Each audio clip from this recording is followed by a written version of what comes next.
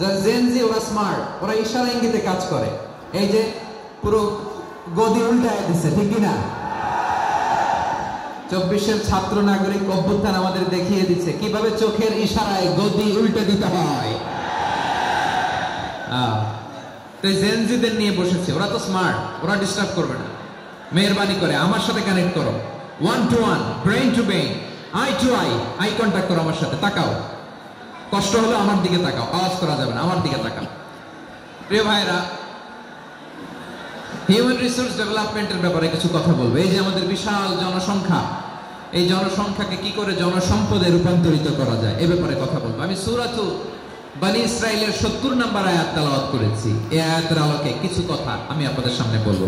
আল্লাহ তাআলা ইরশাদ করছেন, ওয়ালাকাদ কাররামনা বনী আদম ওয়া হামালনাহুম ফিল বাররি ওয়াল বাহরি ওয়া রাযাকনাহুম মিনাত তাইয়্যিবাত ওয়া ফাদ্দালনাহুম আলা কাসীরিম মিম্মান খালাকনা তাফদীলা।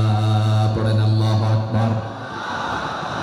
রব্বুল আলামিন বলেন, ওয়ালাকাদ কাররামনা বনী আদম, আমি বনী আদমকে সম্মানিত করেছি, বনী আদমকে মর্যাদা দিয়েছি।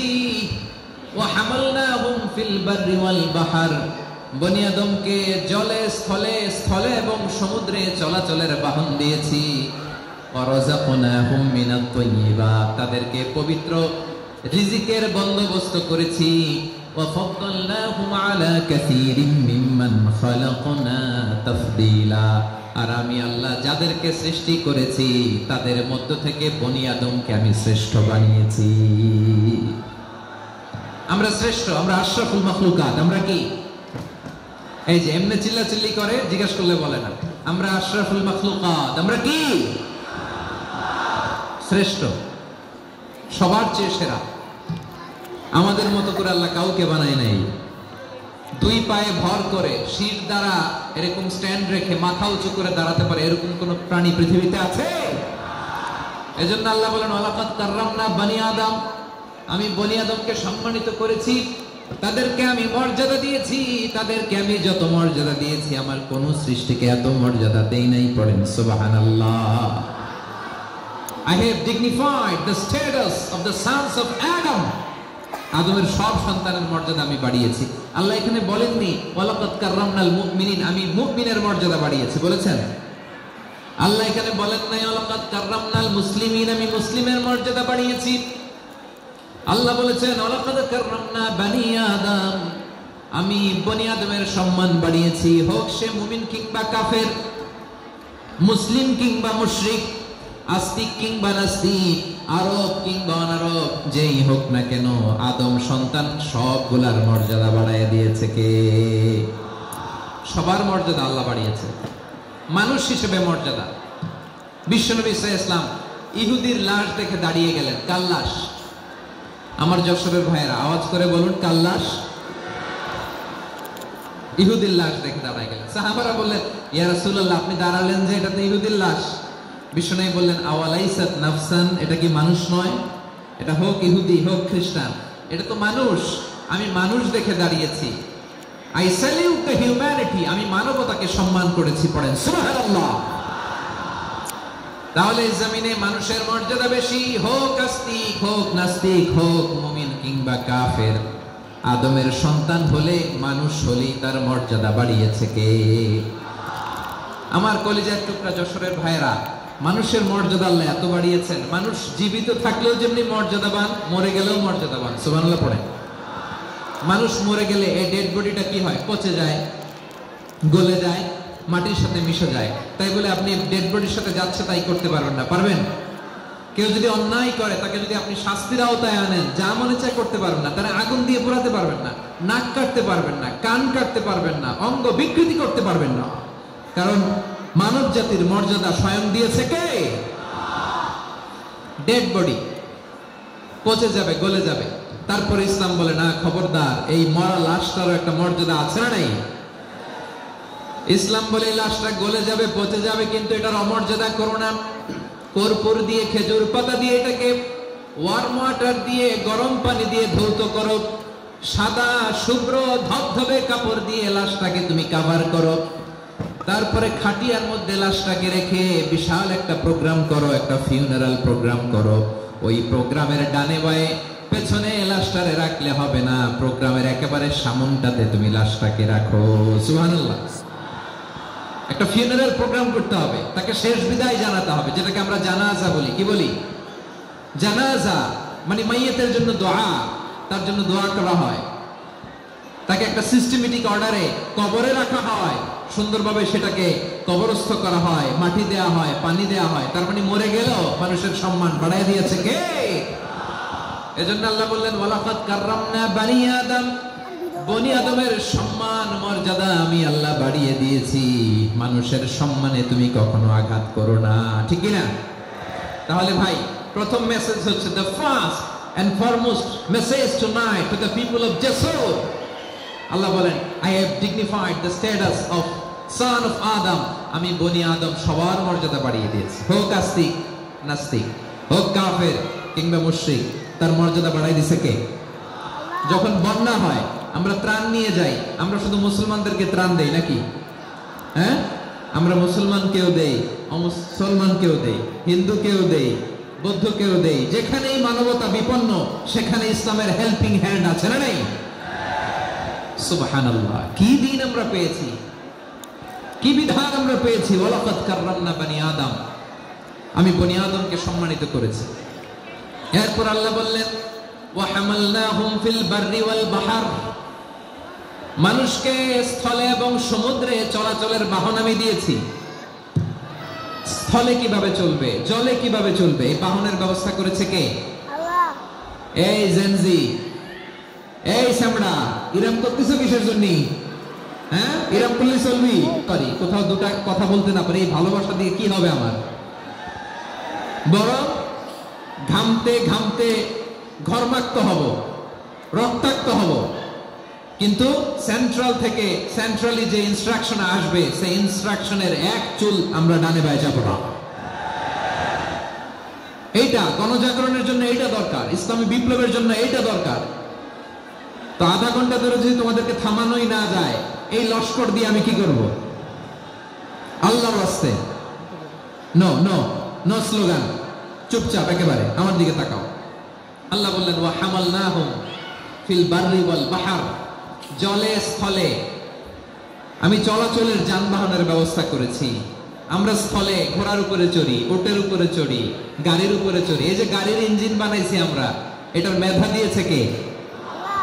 আবার সাগরের মধ্যে আমরা নৌযান, জলযান, বড় বড় জাহাজ দিয়ে এক মহাদেশ থেকে আরেক মহাদেশ যাই, এক দেশ থেকে মালামাল গুলো আরেক দেশে পাঠাই। সাগরের ভেতরে নৌকা গুলোরে ধরে রাখলো কে? ওয়াল ফুলকিল্লাতী তাজরি ফিল বাহরি বিমা ইয়ানফাউন নাস, মানুষের উপকার আছে এরকম সরঞ্জামাদি নিয়ে সাগরের উপরে বিশাল বিশাল জলযানগুলো চলে। এগুলো ডুবে যায় না, কাত হয়ে যায় না, পড়ে যায় না। এগুলোকে স্থিতিস্থাপকতাকে ঠিক করে রাখলো কে? আপনারা জাহাজ দেখেছেন? জাহাজ, হ্যাঁ, বাড়ি চট্টগ্রাম হইলে দেখতে পারতেন, দেখছেন? বিশাল বিশাল জাহাজ, বিশাল জাহাজ মালামাল নিয়ে এক মহাদেশ থেকে আরেক মহাদেশে যায়। গত মাসে আমার জাপান সফর ছিল। এই যে বাংলাদেশে যে গাড়িগুলো চালান, বেশিরভাগ গাড়ি আসে কিন্তু জাপান থেকে। হাজার হাজার গাড়ি একটা জাহাজ বহন করতে পারে, হাজার হাজার গাড়ি। এটাতে সাগরের মধ্যে ভাসাইলো কে? সবাই বলো, ভাসালো কে? হাজার হাজার গাড়ি নিয়ে জাপানিজ গাড়িগুলো আমাদের চট্টগ্রামের এয়ারপোর্টের বন্দরে ফিরে। যুক্তরাষ্ট্রে আমি দেখেছি বিশাল বিশাল জাহাজ। আপনারা টাইটানিক জাহাজের নাম শুনেছেন? টাইটানিকেরও 8 গুণ 10 গুণ বড়। সুবহানাল্লাহ কইবেন না? টাইটানিক জাহাজের 8 গুণ 10 গুণ বড় একটা জাহাজ আছে, আইকন অফ দ্য সি, আমি দেখে এসেছি। রয়্যাল ক্যারিবিয়ান দেখে এসেছি। সাগরের সামনে জেটিতে যখন দাঁড়ালাম, জাহাজটা যখন যায়, আমার মনে হচ্ছে একটা শহর, গোটা শহর, the entire city is floating on the water. পুরো একটা শহর, মধ্যে স্টেডিয়াম আছে। কিসের ভিতরে স্টেডিয়াম? কথা বুঝে নাই বোধহয়। স্টেডিয়াম কিসের ভিতর? সুইমিং পুল আছে, শপিং মল আছে, রেস্টুরেন্ট আছে, ক্লাব আছে, 3000 4000 রুম বিশিষ্ট, কক্ষ বিশিষ্ট হোটেল আছে। এই সবগুলোর নিয়ে এগুলো চলে সাগরের এই দোলার মধ্যে, জলোচ্ছ্বাসের মধ্যে, এই সাগরের ভেতরে এই জাহাজগুলোর ভাষায় রাখছে কে? সূরাতুর রহমান আল্লাহ তাআলা বললেন ওয়ালাহুল জাওয়ারিল মুনশাআতু ফিল বাহরি কাল আ'লাম ফাবিআইয়ি আলা, সবাই পড়েন ফাবিআইয়ি আলাই রাব্বিকুমা তুকাযিবান।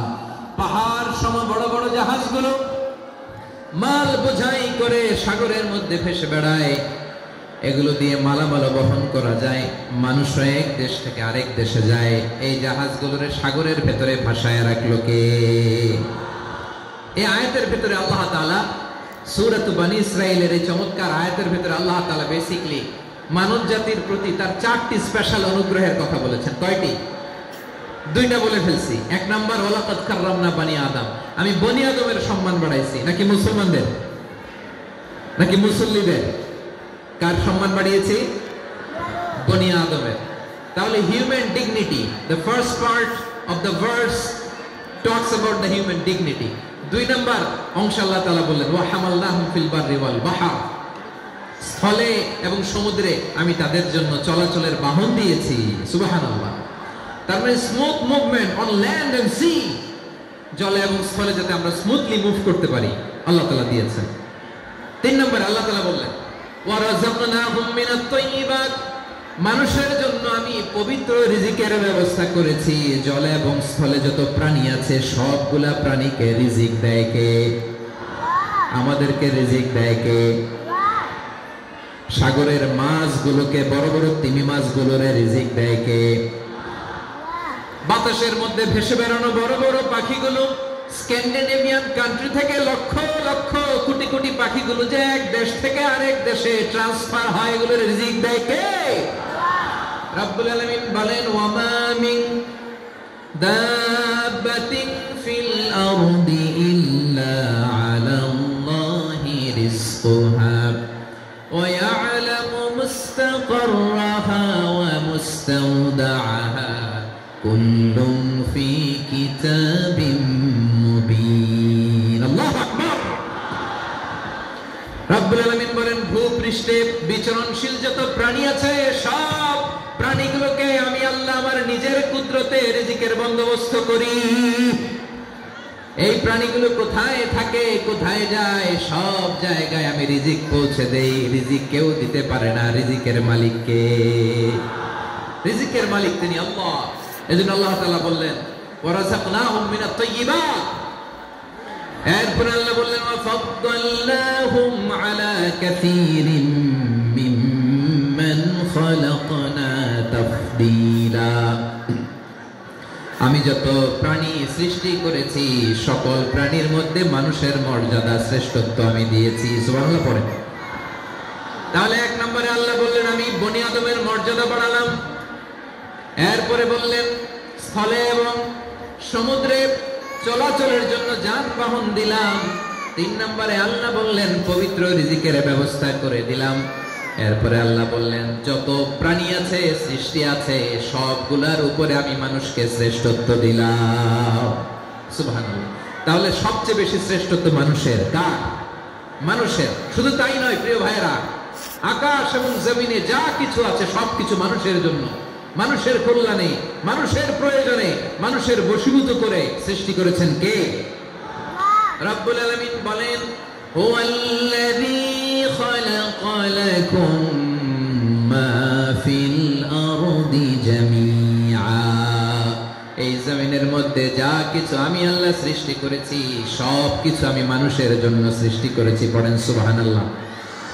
হুয়াল্লাযী খালাকা লাকুম মা ফিল আরদি জামিআ, যা আছে সব আমাদের জন্য, সব আমাদেরকে সার্ভিস দেওয়ার জন্য, আমাদের উপকারের জন্য, আমাদের কল্যাণের জন্য। আওয়াজ করে সবাই পড়ুন আল্লাহু আকবার। অন্য আয়াতে আল্লাহ বললেন ওয়াসাখখারা লাকুম মা ফিস সামাওয়াতি ওয়া মা ফিল আরদি জামিআন মিন ইন্না ফি যালিকা লাআয়াতিন লিকাওমিন ইয়াতাফাক্কারুন।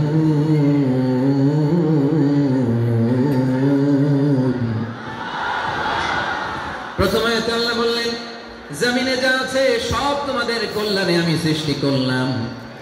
এরপরে আল্লাহ বললেন আকাশেও যা আছে সব তোমাদের জন্য সৃষ্টি করলাম, তোমাদের অনুগত বানিয়ে দিলাম। পড়েন সুবহানাল্লাহ।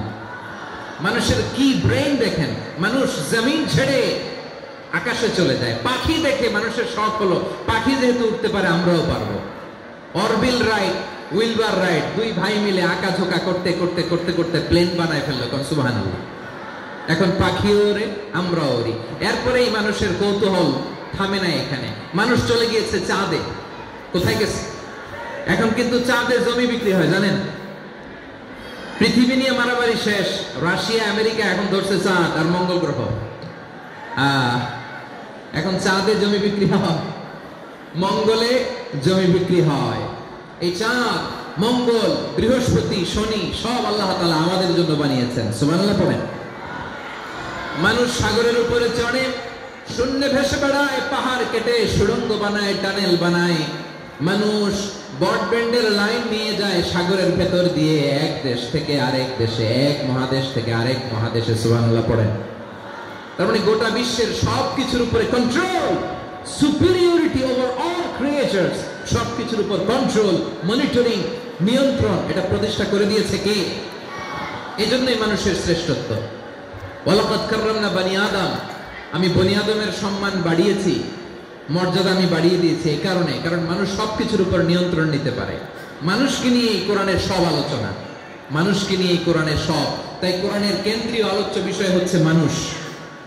কোরআনের কেন্দ্রীয় আলোচ্য বিষয় কি?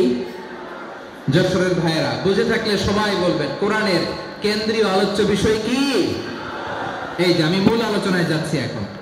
কেন মানুষ কোরআনের কেন্দ্রীয় আলোচ্য বিষয়? এই যে ভাইয়েরা, এই যে হাত জোর করে, এই যে যশোর, যশোর হাত জোর করে বলতেছে, হাত জোর করে তোদের কাছে আল্লাহর দোহাই লাগে। Stop, stop. শুরুতে একবার বলেছে জায়গা না হলে আস্তে আস্তে ধাক্কা দিবা, সামনে না পিছনে, দিয়ে দিয়ে বেরোয় চলে যাও। এলএনডিতে দেখো, এই যে, এই যে আল্লাহর ওয়াস্তে জায়গা না হলে ওইদিকে যাও। কোরআনের মাহফিলে বিশৃঙ্খলা, এটা কাফিরদের আলামত। কাফিররা শেষ দিত, শেষ। বিশ্বনবী কোরআনের তাফসীর করলে কাফিররা শেষ দিত আর ক্ল্যাপিং করত, হুইসেল এন্ড ক্ল্যাপিং। তো আমরা কি এখানে বিশৃঙ্খলা করতে আসছি? তো বারবার থামানো লাগে কেন? কোনো আওয়াজ হবে না, বললাম তো। স্টপ। আওয়াজ করে বলুন কোরআনের কেন্দ্রীয় আলোচ্য বিষয় কি? সবাই বলেননি। এতগুলো মানুষ উত্তর দিলে এতটুকু আওয়াজ হয়, অন্তত আমি বিশ্বাস করি না। যশোর আওয়াজ করে বলো কোরআনের কেন্দ্রীয় আলোচ্য বিষয় কি? মানুষ। এই মানুষ কোরআনের কেন্দ্রীয় আলোচ্য বিষয়। মানুষকে আল্লাহ স্বাধীনতা দিয়েছেন। ফামান শাআ ফালিউমিন ওয়া মান শাআ ফালিয়াকফুর। চাইলে মুমিন হতে পারো, চাইলে কাফের হতে পারো, তোমার ইচ্ছা। তবে জেনে রাখো মুমিন হলে পাবা জান্নাত, কাফির হলে পাবা জাহান্নাম। নাও দ্য ডিসিশন ইজ ইয়ার্স। সিদ্ধান্ত তোমার, জান্নাতে যাবা না জাহান্নামে যাবা। যশোরের ভাইয়ের আওয়াজ করে বলুন কই যেতে চান, জান্নাতে না জাহান্নামে? ডান দিকে না বাম দিকে? ডানপন্থী না বামপন্থী? চিল্লা চিল্লি না চুপচাপ? চুপচাপ করে আবার চিল্লাচিল্লি শুরু করেছে। মাশাআল্লাহ। তাহলে কোরআনের কেন্দ্রীয় আলোচ্য বিষয় মানুষ। আমার সাথে থাকতে হবে, তোমাদেরকে নিয়ে আমি আলোচনা শেষ পর্যন্ত যাব। অনেক গুরুত্বপূর্ণ কথা বাকি আছে, আমাকে সহযোগিতা করতে হবে। মাশাআল্লাহ, এই তো ঠান্ডা হয়েছে। হ্যাঁ ঠিক আছে, ঠিক আছে, ঠিক আছে। মানুষকে আল্লাহ এত স্বাধীনতা দিয়েছেন, মানুষ চাইলে অনেক ভালো হইতে পারে। ভালোর রাস্তাও খোলা, খারাপ হওয়ার রাস্তাও খোলা। ভালো হইলে মানুষ অনেক ভালো, খারাপ হইলে অনেক খারাপ। ভালো হইলে সবচেয়ে ভালো, খারাপ হইলে সবচেয়ে খারাপ। এজন্য সিদ্ধান্ত আপনাকেই নিতে হবে। আল্লাহ তাআলা বলছেন লাকাদ খালাকনাল ইনসানা ফি আহসানি তাকওয়িম সুম্মা রাদাদনাহু আসফালা আসফালা সাফিলিন। আমি মানুষকে অনেক সুন্দর অবয়বে, সুন্দর আকৃতিতে সৃষ্টি করেছি। তার শুধু চেহারার ডিজাইনটাই সুন্দর নয়, তার ব্রেনটা বড্ড সুন্দর, তার মানসিকতা বড্ড সুন্দর, তার সৃজনশীলতা বড্ড সুন্দর। পড়েন সুবহানাল্লাহ। আমাদের চেহারা, অবয়ব, ডিজাইন যে সুন্দর তা না, আমাদের ব্রেনটা অনেক সফিস্টিকেটেড ব্রেন, অনেক সফিস্টিকেটেড। এই 1.5 কেজি ব্রেন ইউজ করে মানুষ গোটা বিশ্বে সভ্যতা বিনির্মাণ করেছে, ঠিক কিনা? এই ব্রেন আল্লাহ তাআলা আমাকে দিয়েছে। এটারে কাজে লাগালে, আপনার 6 সেন্স কাজে লাগালে আপনি অনন্য মানুষ হয়ে উঠবেন, মহামানবে রূপান্তরিত হবেন। মানুষ হতে পারে, চাইলেই মহামানব হতে পারে। আবার যদি মানুষ চায় খারাপও হতে পারে।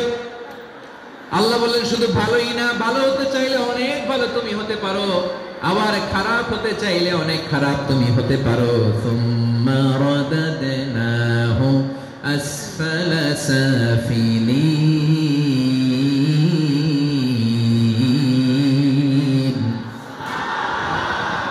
খারাপ হলে একেবারে খারাপ হতে পারো, নিকৃষ্ট হলে একেবারে নিকৃষ্ট হতে পারো, ভালো হলেও ভালো হতে পারো। কোন সুবহানাল্লাহ। এবার আওয়াজ করে বলুন, ভালো হতে চাই না খারাপ? শ্রেষ্ঠ না নিকৃষ্ট? মানুষ ভালো হলে মানুষ ফেরেশতার চেয়েও ভালো, মানুষ খারাপ হলে সে পশুর চেয়েও খারাপ। কথা ঠিক কিনা বলেন? ভালো হলে ফেরেশতার চেয়েও ভালো, খারাপ হলে পশুর চেয়েও নিকৃষ্ট। তার মানে শ্রেষ্ঠত্বে মানুষ, শ্রেষ্ঠত্বে ফেরেশতাকে হার মানায়, আর অধপতনে শ্রেষ্ঠত্বে ফেরেশতাকে ছাড়িয়ে যায়, আর অধপতনে পশুকেও হার মানায়। আই রিপিট, আমি আবারও বলছি, মানুষ শ্রেষ্ঠত্বে ফেরেশতাকে ছাড়িয়ে যায়, আর অধপতনে সে পশুকেও হার মানায়। আওয়াজ করে বলতে হবে ঠিক কি না? এটার প্রমাণ কি? মানুষ শ্রেষ্ঠ হইলে যে ফেরেশতার চেয়েও সেরা, তার প্রমাণ কি? আল্লাহ তাআলা বলছেন, ওয়া ইয কুলনা লিল মালাইকাতি ইসজুদু লি আদম ফাসাজাদু ইল্লা ইবলিস আবা ওয়াস্তাকবারা ওয়া কানা মিনাল কাফিরিন। আল্লাহ বলেন, স্মরণ করো সে সময়ের কথা যখন আমি ফেরেশতাদেরকে বললাম, ও ফেরেশতারা আদমকে সিজদা দাও। সব ফেরেশতারা সম্মান সূচক সিজদা আদমকে দিল। তারা আদমের জন্য সিজদায় লুটিয়ে পড়লো, একজন ছাড়া, তার নাম ইবলিস। আওয়াজ করে বলেন, তার নাম কি? সে অহংকার প্রদর্শন করলো, সে কাফের হয়ে গেল। বাকি সব ফেরেশতারা সিজদা দিল। সুবহানাল্লাহ। আবার আদম আলাইহিস সালামকে আল্লাহ জিজ্ঞেস করলেন, সব বলে দিল উত্তর, কিন্তু ফেরেশতাদেরকে একই প্রশ্ন জিজ্ঞেস করলেন, তারা উত্তর করতে পারে নাই। তার মানে এর মধ্য দিয়ে প্রমাণিত হয়, মানুষ ভালো হলে ফেরেশতার চেয়েও ভালো, ফেরেশতার চেয়েও মানুষের মর্যাদা বাড়িয়ে দিয়েছে কে? সব নূরের ফেরেশতা যখন মাটির আদমকে সিজদা দেয়, এটা প্রমাণ করে ফেরেশতার চেয়েও মানুষের মর্যাদা বাড়িয়ে দিয়েছে কে? তুমি মাটির আদমকে প্রথম সৃষ্টি করিয়া ঘোষণা করিয়া দিলে শ্রেষ্ঠ বলিয়া, তাই তো নূরের ফেরেশতা করে আদমকে সিজদা। ঠিক কিনা বলেন? তাই তো নূরের ফেরেশতা করে আদমকে সিজদা। সবার চেয়ে সম্মান দিলে মাটির আদমকে। আল্লাহু আল্লাহু তুমি জাল্লে জালালুহু, শেষ করা তো যায় না গে তোমার গুণগান। পড়েন না? পড়েন। আল্লাহু আল্লাহু তুমি জাল্লে জালালুহু, শেষ করা তো যায় না গে তোমার গুণগান। আল্লাহু আল্লাহু। আল্লাহু আকবার। আদমের মর্যাদা বেশি, মানুষের মর্যাদা বেশি। মানুষ শ্রেষ্ঠ, তার প্রমাণ নূরের ফেরেশতা মাটির আদমকে সিজদা করে। আওয়াজ করে বলেন ঠিক কি না? তাহলে মানুষ ভালো হলে ফেরেশতার চেয়ে ভালো। আবার মানুষ যদি খারাপ হয়, সে পশুর চেয়েও খারাপ, অধপতনে পশুত্বকে হার মানায়। তার প্রমাণ, তার প্রমাণ কি? তার প্রমাণ হচ্ছে, যশোরের ভাইরা দেখবেন পত্রিকায় নিউজ পেপারে মাঝে মাঝে এরকম দেখা যায়, এক মানুষ আরেক মানুষকে হত্যা করে 20 টুকরা করে বস্তার ভিতরে পড়েছে। আপনারা এই নিউজ পড়েন নাই না? দেখেন নাই? দেখছেন? মানুষ মানুষকে হত্যা করে কয় টুকরা? জোরে বলেন। এখানেই ক্ষান্ত হয় না, আবার কোথায় পড়ছে? বস্তার ভেতরে। আচ্ছা, বুঝে থাকলে আওয়াজ করে বলেন, কোনদিন শুনছেন একটা হাতি আর একটা হাতিকে হত্যা করে 20 টুকরা করছে, এরপরে বস্তার ভেতরে ভরছে? হয়েছে? তাহলে দেখেন, মানুষ যদি খারাপ হয় সে পশুকেও হার মানায়। চিল্লায় বলো ঠিক কিনা? এমনও দুশ্চরিত্র মানুষ আছে যার নজর থেকে 6 মাসের ছোট্ট মেয়ে থেকে শুরু করে 80 বছরের বৃদ্ধারাও নিরাপদ নয়, পশুকেও হার মানায়। মানুষের ঘর জ্বালিয়ে পুড়ে মেসাকার করে দেয়, জনপদের পর জনপদ জ্বালায় দেয়, এরকম আছে না নাই? বোমা মেরে শহরগুলো উড়িয়ে দেয়। এই যে ইসরায়েল গাজার মধ্যে যে অ্যাটাক করেছে, এরা মসজিদ মানে নাই, মসজিদে বম ফেলেছে। এরা খ্রিস্টানদের চার্চ গির্জা মানে নাই, গির্জায় বম ফেলেছে। পৃথিবীর ইতিহাসে never happened in the history of the world that someone bombed on a hospital, on an ICU center. এমন হাসপাতাল যেখানে আইসিইউ রোগীরা আছে, ওই হাসপাতালের উপরও ইসরায়েলি সৈনিকেরা বোমা মেরেছে। জোরে বলেন ঠিক কিনা? এরা মানুষ? আওয়াজ করে বলেন, এরা মানুষ না। প্রিয় ভাইয়েরা, চোখ কান নাক মুখ থাকলেই মানুষ না। যা সামনে দেখেন এগুলো সব মানুষ না, এগুলো জনসংখ্যা। এগুলো কি? সবাই বলুন, এগুলো কি? বাড়ছে জনসংখ্যা, কমছে মানুষ। বাড়ছে জনসংখ্যা, কমছে। এই দুনিয়া এখন তো আর সেই দুনিয়া নাই, মানুষ নামের মানুষ আছে, দুনিয়া বোঝাই, সেই মানুষের ভিড়ে আমার আসল মানুষ নাই। ঠিক কিনা? আসল মানুষের বড্ড অভাব, আসল মানুষের বড্ড অভাব। আমার ভাইয়েরা, মানুষ খারাপ হলে পশুকেও হার মানায়। আচ্ছা, আওয়াজ করে বলেন, এই যশোরের ছেলেরা এদিক তাকাও, আওয়াজ করে বলো, যে ইসরায়েলি সোলজাররা উপর থেকে বোমা মারল, তারাও মানুষ? তারাও কি? ওরাও রক্তে মাংসে মানুষ, ওদেরও পরিবার আছে। বোমা মেরে যেই মেয়েটাকে তারা অনাথ বানায়, ইয়াতিম বানায়, ও কিন্তু বাসায় ওর মেয়েটাকে রেখে আসছে। ঠিক কিনা বলেন? বম্বিং করে যে বাবাকে মেরে, স্বামীকে মেরে স্ত্রীকে বিধবা বানায়, তার ঘরে স্ত্রী আছে। উপর থেকে বোম মেরে মানুষ মেরে দিচ্ছে, তারাও মানুষ। 1945 সালের 6ই আগস্ট আমেরিকান সোলজাররা হিরোশিমায় বোম মেরেছে। আমি নিজে দেখে এসেছি জাপানের হিরোশিমাতে। সকাল 8:15 মানুষ কেউ অফিসে যাচ্ছিল, কেউ খেতে খামারে কাজ করতে যাচ্ছিল। লিটল বয় নামে একটা বোম মেরেছে তারা। এই বোমের আঘাতে, পারমাণবিক এই বোমার রেডিয়েশনে আঘাতে বোম ব্লাস্ট হওয়ার পরে মুহূর্তের মধ্যে 1,40,000 নাই। উপর থেকে যারা মারতেছে এরাও মানুষ, যাদেরকে মারলো তারাও। তার মানে মানুষে মানুষে পার্থক্য আছে? মানুষে মানুষে পার্থক্য আছে। নাক কান চোখ মুখ থাকলেই মানুষ নয়। বাড়ছে জনসংখ্যা, কমছে মানুষ। চিল্লায় বলো ঠিক কিনা? তাহলে আমরা বুঝলাম, মানুষ ভালো হলে অনেক ভালো, খারাপ হলে অনেক খারাপ। ও আমার কলিজার টুকরা যশোরের ভাইয়েরা, আসুন না 3 দিন ব্যাপী এই তাফসীরুল কোরআনের ঐতিহাসিক প্রোগ্রাম থেকে আমরা সিদ্ধান্ত নেই, আমরা ভালো মানুষ হব নাকি খারাপ মানুষ হব। কলিজা থেকে, প্রাণ থেকে আওয়াজ করে সবাই বলুন, ভালো মানুষ নাকি খারাপ মানুষ? ভালো মানুষ হইতে হবে।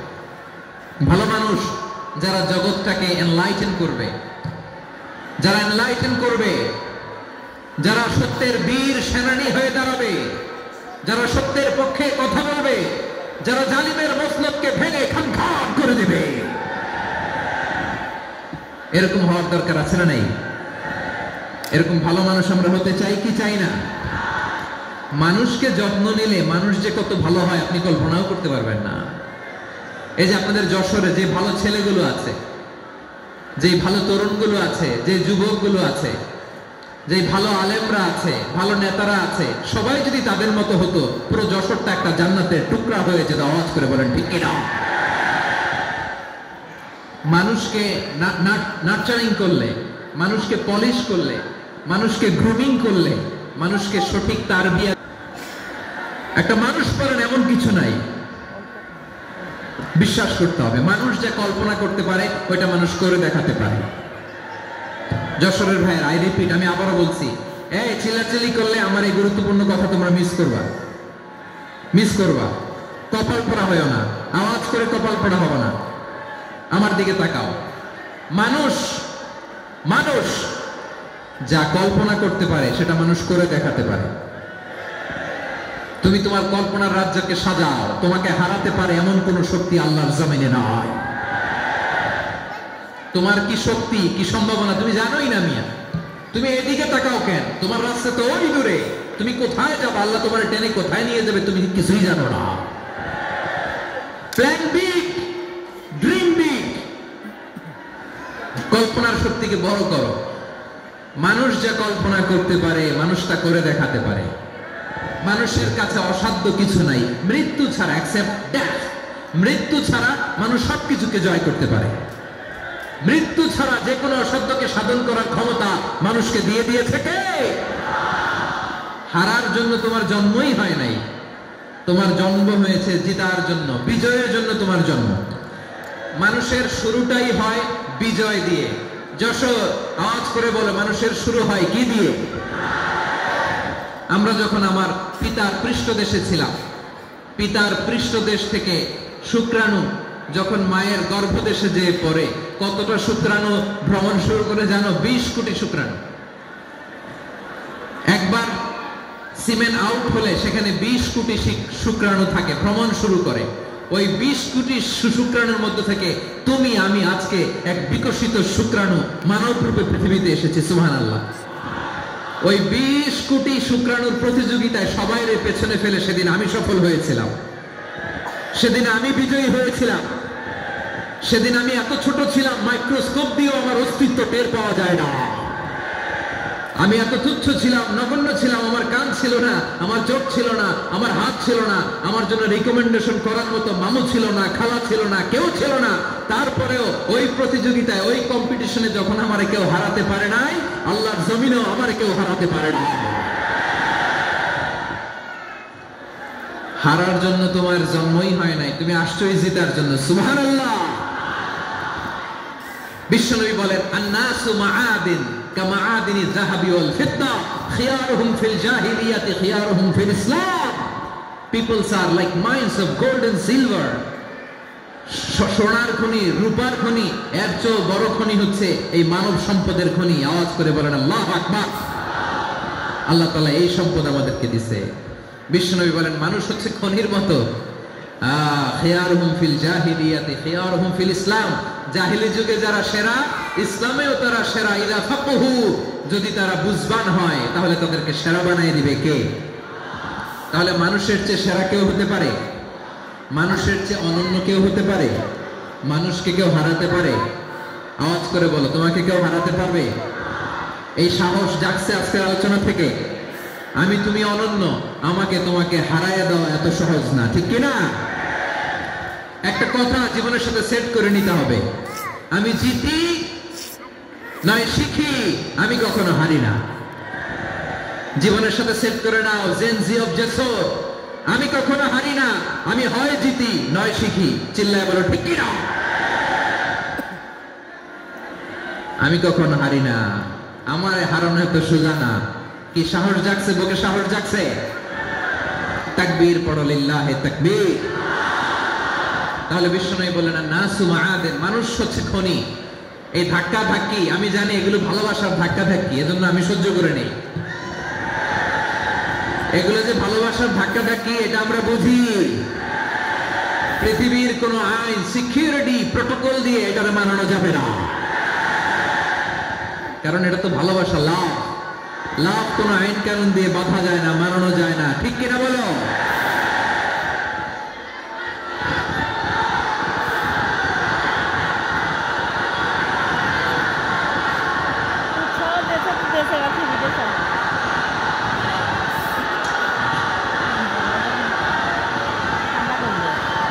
ঠিক আছে, বসুন বসুন বসুন। আন-নাসু মাআদিন, মানুষ হচ্ছে খনি, এই খনির যত্ন নিতে হবে। আমার মা বাবা যারা এসেছেন, আপনার ছেলে মেয়ের যত্ন নেন। আপনার ছেলের মধ্যে যে কি পটেনশিয়াল আপনি জানেন না। আপনার এই ছোট্ট অবুঝ ছেলেটাই আগামী দিনের শায়েখ আহমদুল্লাহ হবে। আপনার হেফজখানায় পড়া ওই ছোট্ট ছেলেটাই আগামী দিনের আল্লামা মামুনুল হক হবে। আপনার ওই ছেলেটা আমির হামজা হবে, আব্দুল হাই সাইফুল্লাহ হবে। এভাবে বড় বড় আলেম হবে, তারা যুগশ্রেষ্ঠ আলেম হবে। সেই একদিন এই বাংলাদেশের পার্লামেন্টে যে বক্তব্য দিয়ে যশোরের পক্ষে কথা বলবে। আপনি জানেন না, কাউকে ছোট করবেন না আপনি, ওর কনফিডেন্স আপনি কমাবেন না, আপনি কমাতে পারেন না। প্যান্ডেলে আমার যে মা বোনেরা আছেন, ছেলে মেয়েদেরকে কখনো ছোট করে কথা বলবেন না। ও যে কোথায় যাবে আপনি জানেন না, আপনি মা হয়ে তাকে সাহস দিবেন, তার কল্পনার জগৎটাকে সাজাতে তাকে উৎসাহিত করবেন, ঠিক কিনা বলেন? আর আমার প্যান্ডেলের আমার প্রিয় শ্রদ্ধাশীলা মায়েরা বোনেরা, আপনারা তো আরো দামি সম্পদ। বিশ্বনবী বলেন, আর দুনিয়া কুল্লুহা মাতা। আল্লাহ আল্লাহ আল্লাহ, বিশ্বনবীর কথার ওজন দেখেন। আর দুনিয়া কুল্লুহা মাতা ওয়া খায়রু মাতা'আদ দুনিয়াল মারআতুস সালিহা। বিশ্বনবী বলেন, দুনিয়ায় যা দেখো সব আল্লাহর দেওয়া অ্যাসেট, মানে সম্পদ। আর এত অ্যাসেটের ভিড়ে সবচেয়ে শ্রেষ্ঠ সম্পদ হচ্ছে নেককার নারী। সুবহানাল্লাহ। ভাইয়েরা, বোনের সাথে খারাপ আচরণ করো না। সন্তান মায়ের সাথে খারাপ আচরণ করো না। আমাদের মায়েরা আমাদের asset, they are our priceless asset. কারণ এই মায়েদের পেটে এসেছে আল্লাহর ওলিরা, এই মায়েদের পেটে এসেছে খান জাহান আলী, এই মায়ের পেটে এসেছে শাহজালাল ইয়ামানি, এই মায়ের পেটে এসেছে আল্লাহর সব নবীরা। নাকি নবীরা আকাশ থেকে ধপ করে জমিনে নেমে আসছে? মায়ের পেটে আসছে। এই মায়ের পেটগুলো খনি। আমার সম্মানিত মায়েরা বোনেরা, নিজেকে ইসলাম দিয়ে সাজান, নিজেকে ইসলাম দিয়ে সাজান, নিজেকে পবিত্র রাখুন, নিজের আব্রু ইমান ইজ্জতের হেফাজত করুন, কোরআন পড়ুন, সুন্নাহ পড়ুন। আপনি জানেন না আপনার গর্ভে কে আসছে, কোন ক্ষণজন্ম পুরুষকে আল্লাহ তাআলা আপনার গর্ভে পাঠাবে আপনি জানেন না। মায়েরা, নিজেদেরকে পবিত্র রাখুন, ইসলাম চর্চা করুন, কোরআন চর্চা করুন, নৈতিকতা দিয়ে নিজেকে সাজান। যশোরের জেনজি, নিজেদেরকে প্রস্তুত রাখো আগামীর বাংলাদেশের জন্য। নৈতিকতা, মোরালিটি, ভ্যালিউজ দিয়ে নিজেকে সাজাও, ইসলাম দিয়ে নিজেকে সাজাও। কারণ আগামীর বাংলাদেশ ইসলামের বাংলাদেশ। বাংলাদেশের আসল পরিচয় ইসলাম। বাংলাদেশের আসল পরিচয় কি? সবাই বলে না। বাংলাদেশের আসল পরিচয় কি? এই ইসলাম নিয়ে আমরা সংসদ ভবন সাজাবো, রাজি আছি না নাই? শেকড় ভুলে যাওয়া যাবে না। আমরা ধাপে ধাপে শারিয়া আইনের দিকে যাব ইনশাআল্লাহ, কিন্তু জঙ্গিবাদ দিয়ে নয়, কট্টরপন্থা দিয়ে নয়। আমরা ইন্টেলেকচুয়ালি, গ্রাজুয়ালি, ধাপে ধাপে শারিয়া আইনের দিকে মুভ করবো ইনশাআল্লাহ। বলো লিল্লাহি তাকবীর। এদেশের আসল পরিচয় সবাই বলে না, আওয়াজ করে, এদেশের আসল পরিচয়। এদেশে আজান শুনে সূর্য ওঠে শহর গ্রামে, এদেশে আজান শুনে সূর্য ডোবে সন্ধ্যা নামে, এদেশে সকল কাজে সবাই বলে বিসমিল্লাহ, এদেশে ভালো কিছু দেখে শুনে হাসি মুখে সবাই বলে মাশা আল্লাহ, সুবহানাল্লাহ সুবহানাল্লাহ সুবহানাল্লাহ সুবহানাল্লাহ সুবহানাল্লাহ সুবহানাল্লাহ সুবহানাল্লাহ সুবহানাল্লাহ। ও নবীন তরুণ, তোমার কিসের এত ভয়? জেনে রেখো বাংলাদেশের আসল পরিচয়। বাংলাদেশের আসল পরিচয় ইসলাম। আওয়াজ তুলে বলো, আসল পরিচয় কি? এদেশে পরস্পরে দেখা হবে তাই সালাম, এদেশে আমজনতার হৃদয় জুড়ে তাকালাম, ঠিক না? এদেশে বিপদ এলে সর্বজনে সর্বক্ষণে দোয়া পড়ে ইন্না লিল্লাহ সুবহানাল্লাহ সুবহানাল্লাহ সুবহানাল্লাহ সুবহানাল্লাহ। এদেশে আজান শুনে সূর্য ওঠে শহর গ্রামে, এদেশে আজান শুনে সূর্য ডোবে সন্ধ্যা নামে, এদেশে সকল কাজে সবাই বলে বিসমিল্লাহ, এদেশে ভালো কিছু দেখে শুনে হাসি মুখে সবাই বলে মাশাআল্লাহ। সুবহানাল্লাহ, আওয়াজ করে সুবহানাল্লাহ সুবহানাল্লাহ সুবহানাল্লাহ সুবহানাল্লাহ, সবাই একসাথে সুবহানাল্লাহ সুবহানাল্লাহ সুবহানাল্লাহ সুবহানাল্লাহ। এদেশের আসল পরিচয় কি? আওয়াজ করে বলতে ভয় লাগে। এদেশের আসল পরিচয় কি? ইসলাম দিয়ে আমাদের সংসদ ভবন চলুক, আমরা চাই কি চাই না? বঙ্গভবনে লা ইলাহা ইল্লাল্লাহর পতাকা উড়ুক, আমরা চাই কি চাই না?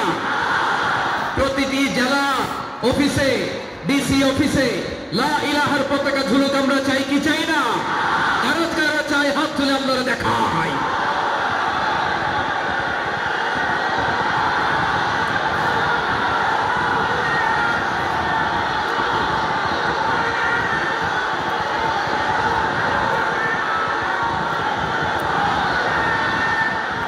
মাশাআল্লাহ মাশাআল্লাহ মাশাআল্লাহ মাশাআল্লাহ। যশোর, আওয়াজ করে বলো, ভালো মানুষ না খারাপ মানুষ? বুঝে বলছো তো? মানুষ ভালো হলে যে কত ভালো। এই মানুষকে যত্ন নিলে, মানুষকে মানুষ বানালে যে সে কি হতে পারে শুনবা? হ্যাঁ, নাকি মনোযোগ দিয়ে দিব? শুনবা? তাহলে থামতে হবে। থামো, আমি যখন বলবো থামো থামো, তাকবীরের সময় দিলে তাকবীর, থামো থামো। মানুষকে যত্ন নিলে, এই এদিকে এদিকে, ড্রোন নামায় ফেলো, হয়েছে, ড্রোনের ফুটেজ হয়ে গেছে, এবার ড্রোন নামায় ফেলো, আমার দিকে তাকাও। মানুষকে, তোমরা এদিক সেদিক তাকালে তো গুরুত্বপূর্ণ পয়েন্ট মিস হয়ে যাবে। এদিকে এদিকে, হ্যাঁ মাস, ঠিক আছে, এদিকে।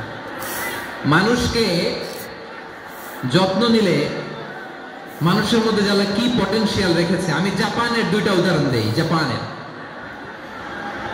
এই এই এভাবে এভাবে হবে, হয় বসো নয় পেছনে, কথা নেই, কথা তো বলাই যাবে না, হারাম কথা বলা আজকে, একেবারে চুপ। আজকের জন্য হারাম করে দিছে আমি, কিছু সময়ের জন্য একেবারে নিষিদ্ধ। জাপানের দুইটা উদাহরণ দেই, খেয়াল করে একটু শুনেন, বুঝবেন। আল্লাহ, 2022 সালে জাপানের সাথে জার্মানির খেলা, ফিফা ওয়ার্ল্ড কাপ 2022। এক পক্ষে জাপান, আরেক পক্ষে কোন দেশ? কথা শুনে নাই। এক পক্ষে কোন দেশ, আরেক পক্ষে সবাই, এক পক্ষে আরেক পক্ষে। ওই খেলায় জিতেছিল জাপান, জিতেছিল 22 সালের এই ফিফা ওয়ার্ল্ড কাপে জাপান ফুটবল খেলায় জিতে, as a part of their celebration তারা খেলার পরে পুরো স্টেডিয়ামটারে ক্লিন করে, the fan base of Japan. লক্ষ লক্ষ মানুষ খেলা দেখতে যায়, তো এত ডাস্টবিনও তো নাই, তো যারা ডাস্টবিনে জায়গা পায় নাই তারা এই যে চকলেটের প্যাকেট, পানির বোতল, চিপসের প্যাকেট তারা এদিকে সেদিকে রেখে দিয়েছে।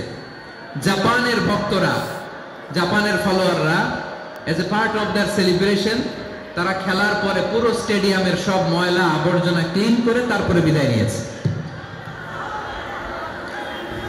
তাদেরকে কি ক্লিন করার দায়িত্ব দেওয়া হয়েছিল? এই যশোর, জাপানের যে ছেলেরা খেলা দেখতে গেছিল ওদেরকে কি ক্লিন করার দায়িত্ব দিছিল? তারা কি স্টেডিয়ামের পরিচ্ছন্নতা কর্মী? তাদের আকল, তাদের সিক্স সেন্স তাদেরকে বলেছে। ছোটবেলা থেকে জাপান গভর্নমেন্ট ওদেরকে এত পরিচ্ছন্নতা শেখায়, ক্লিনলিনেস অ্যাওয়ারনেস ক্যাম্পেইন করায়।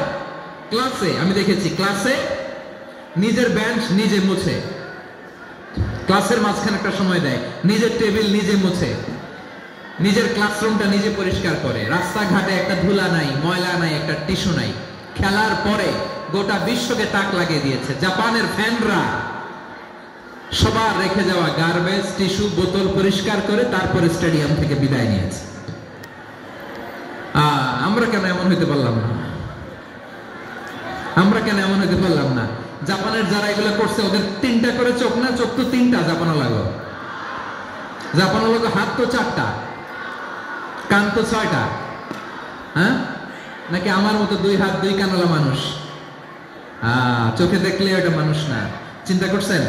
তার মানে জাপানিজদেরকে যে গ্রুমিং করে শিখানোর মাধ্যমে পরিচ্ছন্ন বানানো গেছে, ওরা যেমনি মানুষ আমরাও মানুষ। আমাদের সন্তানদেরকে শেখালে তারাও পারবে কিনা? 2 নম্বর উদাহরণ বলি। চট্টগ্রাম ফেনীতে যারা গিয়েছেন, মেঘনা গোমতী ব্রিজ প্রকল্প নাম শুনছেন? মেঘনা একটা ব্রিজ পার হওয়া লাগে। এই মেঘনা গোমতী, এখানে 3টা ব্রিজ কাঁচপুর সহ, এই 3টা ব্রিজের নির্মাণ কাজ, রেনোভেশনের কাজ দেওয়া হয়েছিল জাপানের একটা কোম্পানিকে। কাকে? জাপানের কোম্পানি। নির্মাণ শেষে 738 কোটি টাকা বেঁচে গেছিল, এটা গভর্নমেন্টের হাতে দিয়ে তারা বিদায় নিয়েছে। কত টাকা? 738 কোটি টাকা। যত প্রাক্কলিত ব্যয় নির্ধারণ করা হয়েছে, সব টাকা সরকার, তৎকালীন সরকার 2019-এর সরকার কারা ছিল তো জানেন? এই 2019-এর সরকার তাদেরকে দিয়েছে। তারা রেনোভেশন নির্মাণ শেষে 738 কোটি টাকা অতিরিক্ত বেঁচে গেছিল, এটা আবার গভর্নমেন্টের হাতে বুঝাই দিয়ে তারা বিদায় নিচ্ছে। আমরা কেন এমন হইতে পারলাম না? জাপানের ওরাও মানুষ, আমরাও মানুষ। তার মানে মানুষে মানুষে পার্থক্য আছে না নাই? আচ্ছা, জাপানের 2টা উদাহরণ দিলাম, এবার আমার দেশের 2টা উদাহরণ দেব না? বাংলাদেশের 2টা উদাহরণ দেয়। 1 নম্বর উদাহরণ, গত সপ্তাহে আপনারা জানেন কক্সবাজার আমার একটা প্রোগ্রাম ছিল, তো হেলিকপ্টারে গিয়েছিলাম। ফেনী জেলা যখন পার হচ্ছি, আমি দেখলাম 3টা উইন্ডমিল ছিলেন তো, বিশাল পিলার, 3টা-4টা পাখা থাকে। বায়ু বিদ্যুৎ কেন্দ্র, বাংলাদেশের প্রথম বায়ু বিদ্যুৎ কেন্দ্র এটা।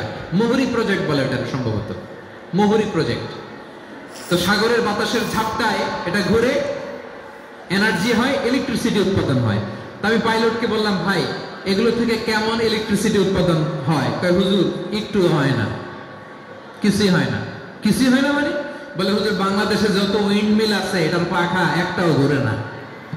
আল্লাহ, বলেন কি? তাহলে এই যে কোটি কোটি টাকা ব্যয় করে যে উইন্ডমিল, কয় হুজুর ভিতরে ফিটফাট, উপরে ফিটফাট, ভিতরে সদরঘাট। তার মানে কোটি কোটি টাকা দিয়ে এই উইন্ডমিল বানায়, এখানে কিছু নাই। দুর্নীতির আখড়াখানা বাংলাদেশ, ঠিক কিনা বলেন? হায় রে, জাপানিজরাও মানুষ, আমরাও মানুষ। আমার এক নিকটাত্মীয় সরকারি চাকরিজীবী, উনি আমাকে বললেন, বাংলাদেশের আরেকটা উদাহরণ দেখি। উনি আমাকে বললেন যে প্রতি বছর আমাদের অফিসের ফার্নিচার চেঞ্জ করে। আমি বললাম, প্রতি বছর ফার্নিচার চেঞ্জ করে কেন? বলে যে ফার্নিচার নতুন পারচেজ করলেই তো এখানে টাকা, নতুন কিনতে পারলেই টাকা, নতুন উন্নয়নের সবক শোনাতে পারলেই টাকা। প্রথম আলোর রিপোর্ট। কি আলো?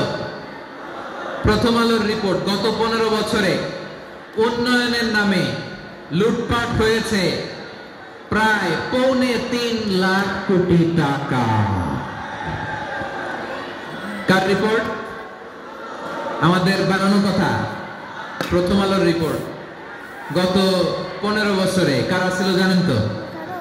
হ্যাঁ, শুধু ওনাদেরকেই দোষ দিয়ে লাভ নাই। স্বাধীনতার পর থেকে শুধু শাসকের হাত বদল হয়েছে, আমরা কিছু পাই নাই, ঠিক কিনা বলে? শুধু ওনাদের দোষ দিয়ে কি লাভ? একদল খাইছে, আরেকদল খাওয়ার জন্য রেডি হয়ে আছে। আমরা এরকম চাই না।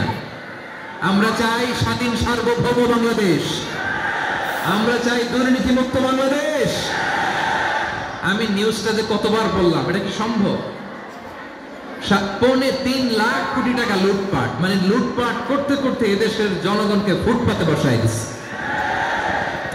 প্রিয় ভাইয়েরা, তাই জাপানের মানুষও মানুষ, আমরাও মানুষ। সিদ্ধান্ত আপনার, কোন মানুষ হবেন, ভালো মানুষ না খারাপ মানুষ?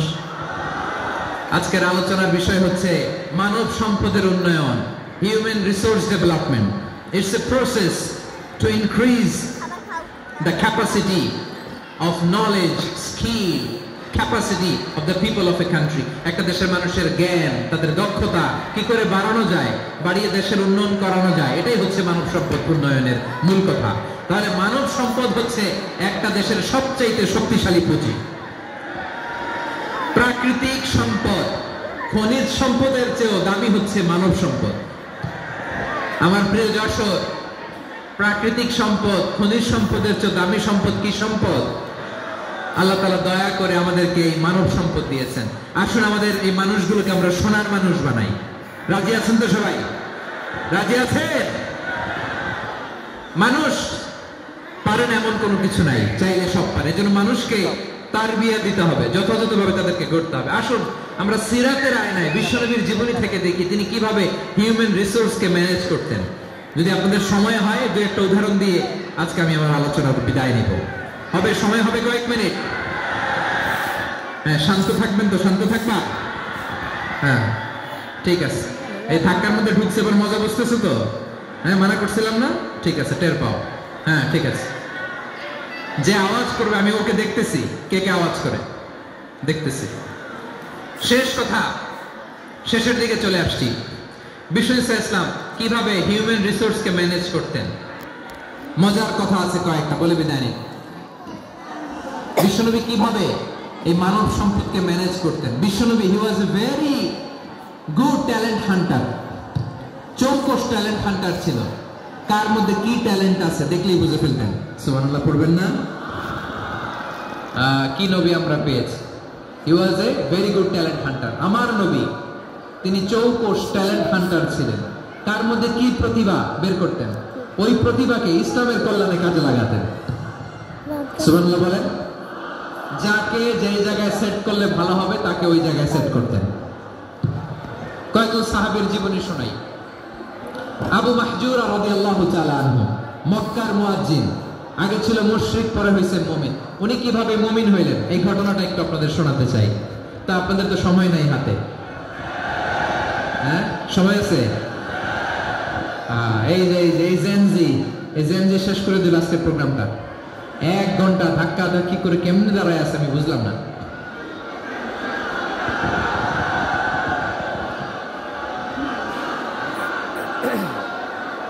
না না, তাকবির না, চুপ করতে হবে। What I need, you stop. Just shut up. চুপ। হ্যাঁ ঠিক আছে, এভাবে। আবু মাহজুরা রাদিয়াল্লাহু তাআলা আনহু কিভাবে মুসলিম হলেন আওয়াজ করে শুনেন। হুনাইনের যুদ্ধ 8ম হিজরি। বিষ্ণু ইসলাম হুনাইনের যুদ্ধ শেষে ফিরতেছেন। পথিমধ্যে বেলাল রাদিয়াল্লাহু তাআলা আনহু, এই যে আবার কথা, আই রে আল্লাহ রে, এখানে ধাক্কা থাকি কেন? চলে যাও, পেছনে যাও, পেছনে যাও। কি আজীব তামাশা করে শাউটিং। অনেক গুরুত্বপূর্ণ কথা পয়েন্ট করে নিয়ে আসে যে বলবো, এই শাউট করার কারণে প্রোগ্রামটাই নষ্ট করে দেয়। আসছে আমার ভালোবাসা দেখাইতে, প্রোগ্রামটা শেষ করে দিয়ে চলে যায়। স্টপ। আবার কথা বল, স্টপ। হুনাইনের যুদ্ধে 8ম হিজরি। কত হিজরি সবাই বলেন না একটু, কত হিজরি? 8ম হিজরিতে হুনাইনের যুদ্ধে রাসূল সাল্লাল্লাহু আলাইহি ওয়াসাল্লাম ফিরে আসতেছেন মদিনায়। পথিমধ্যে বেলাল রাদিয়াল্লাহু তাআলা আনহু আযান দিচ্ছেন। কি দিচ্ছেন?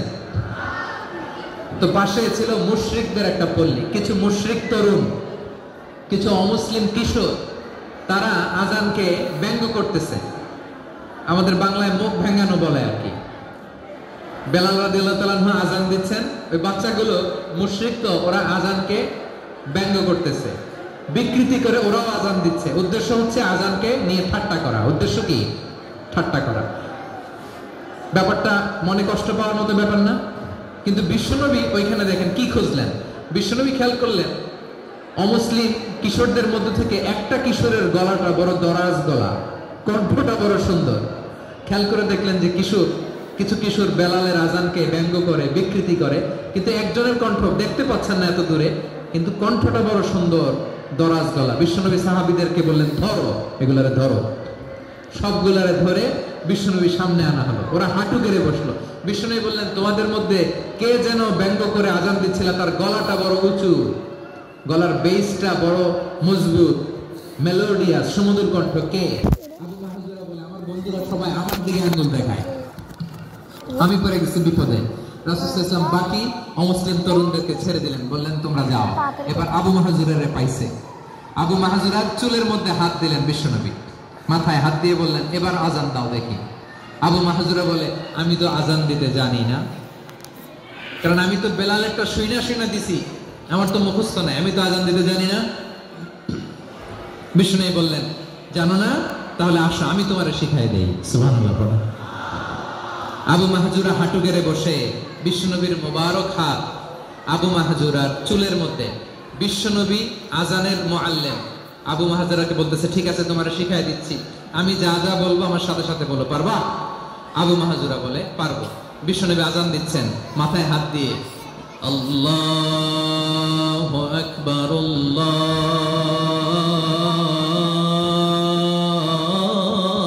আল্লাহু আকবার।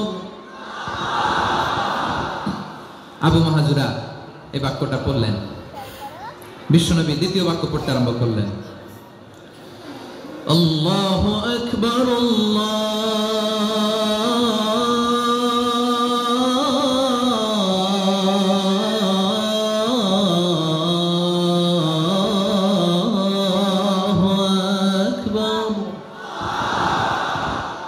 আবু মাহজুরা এই বাক্যটাও বললেন।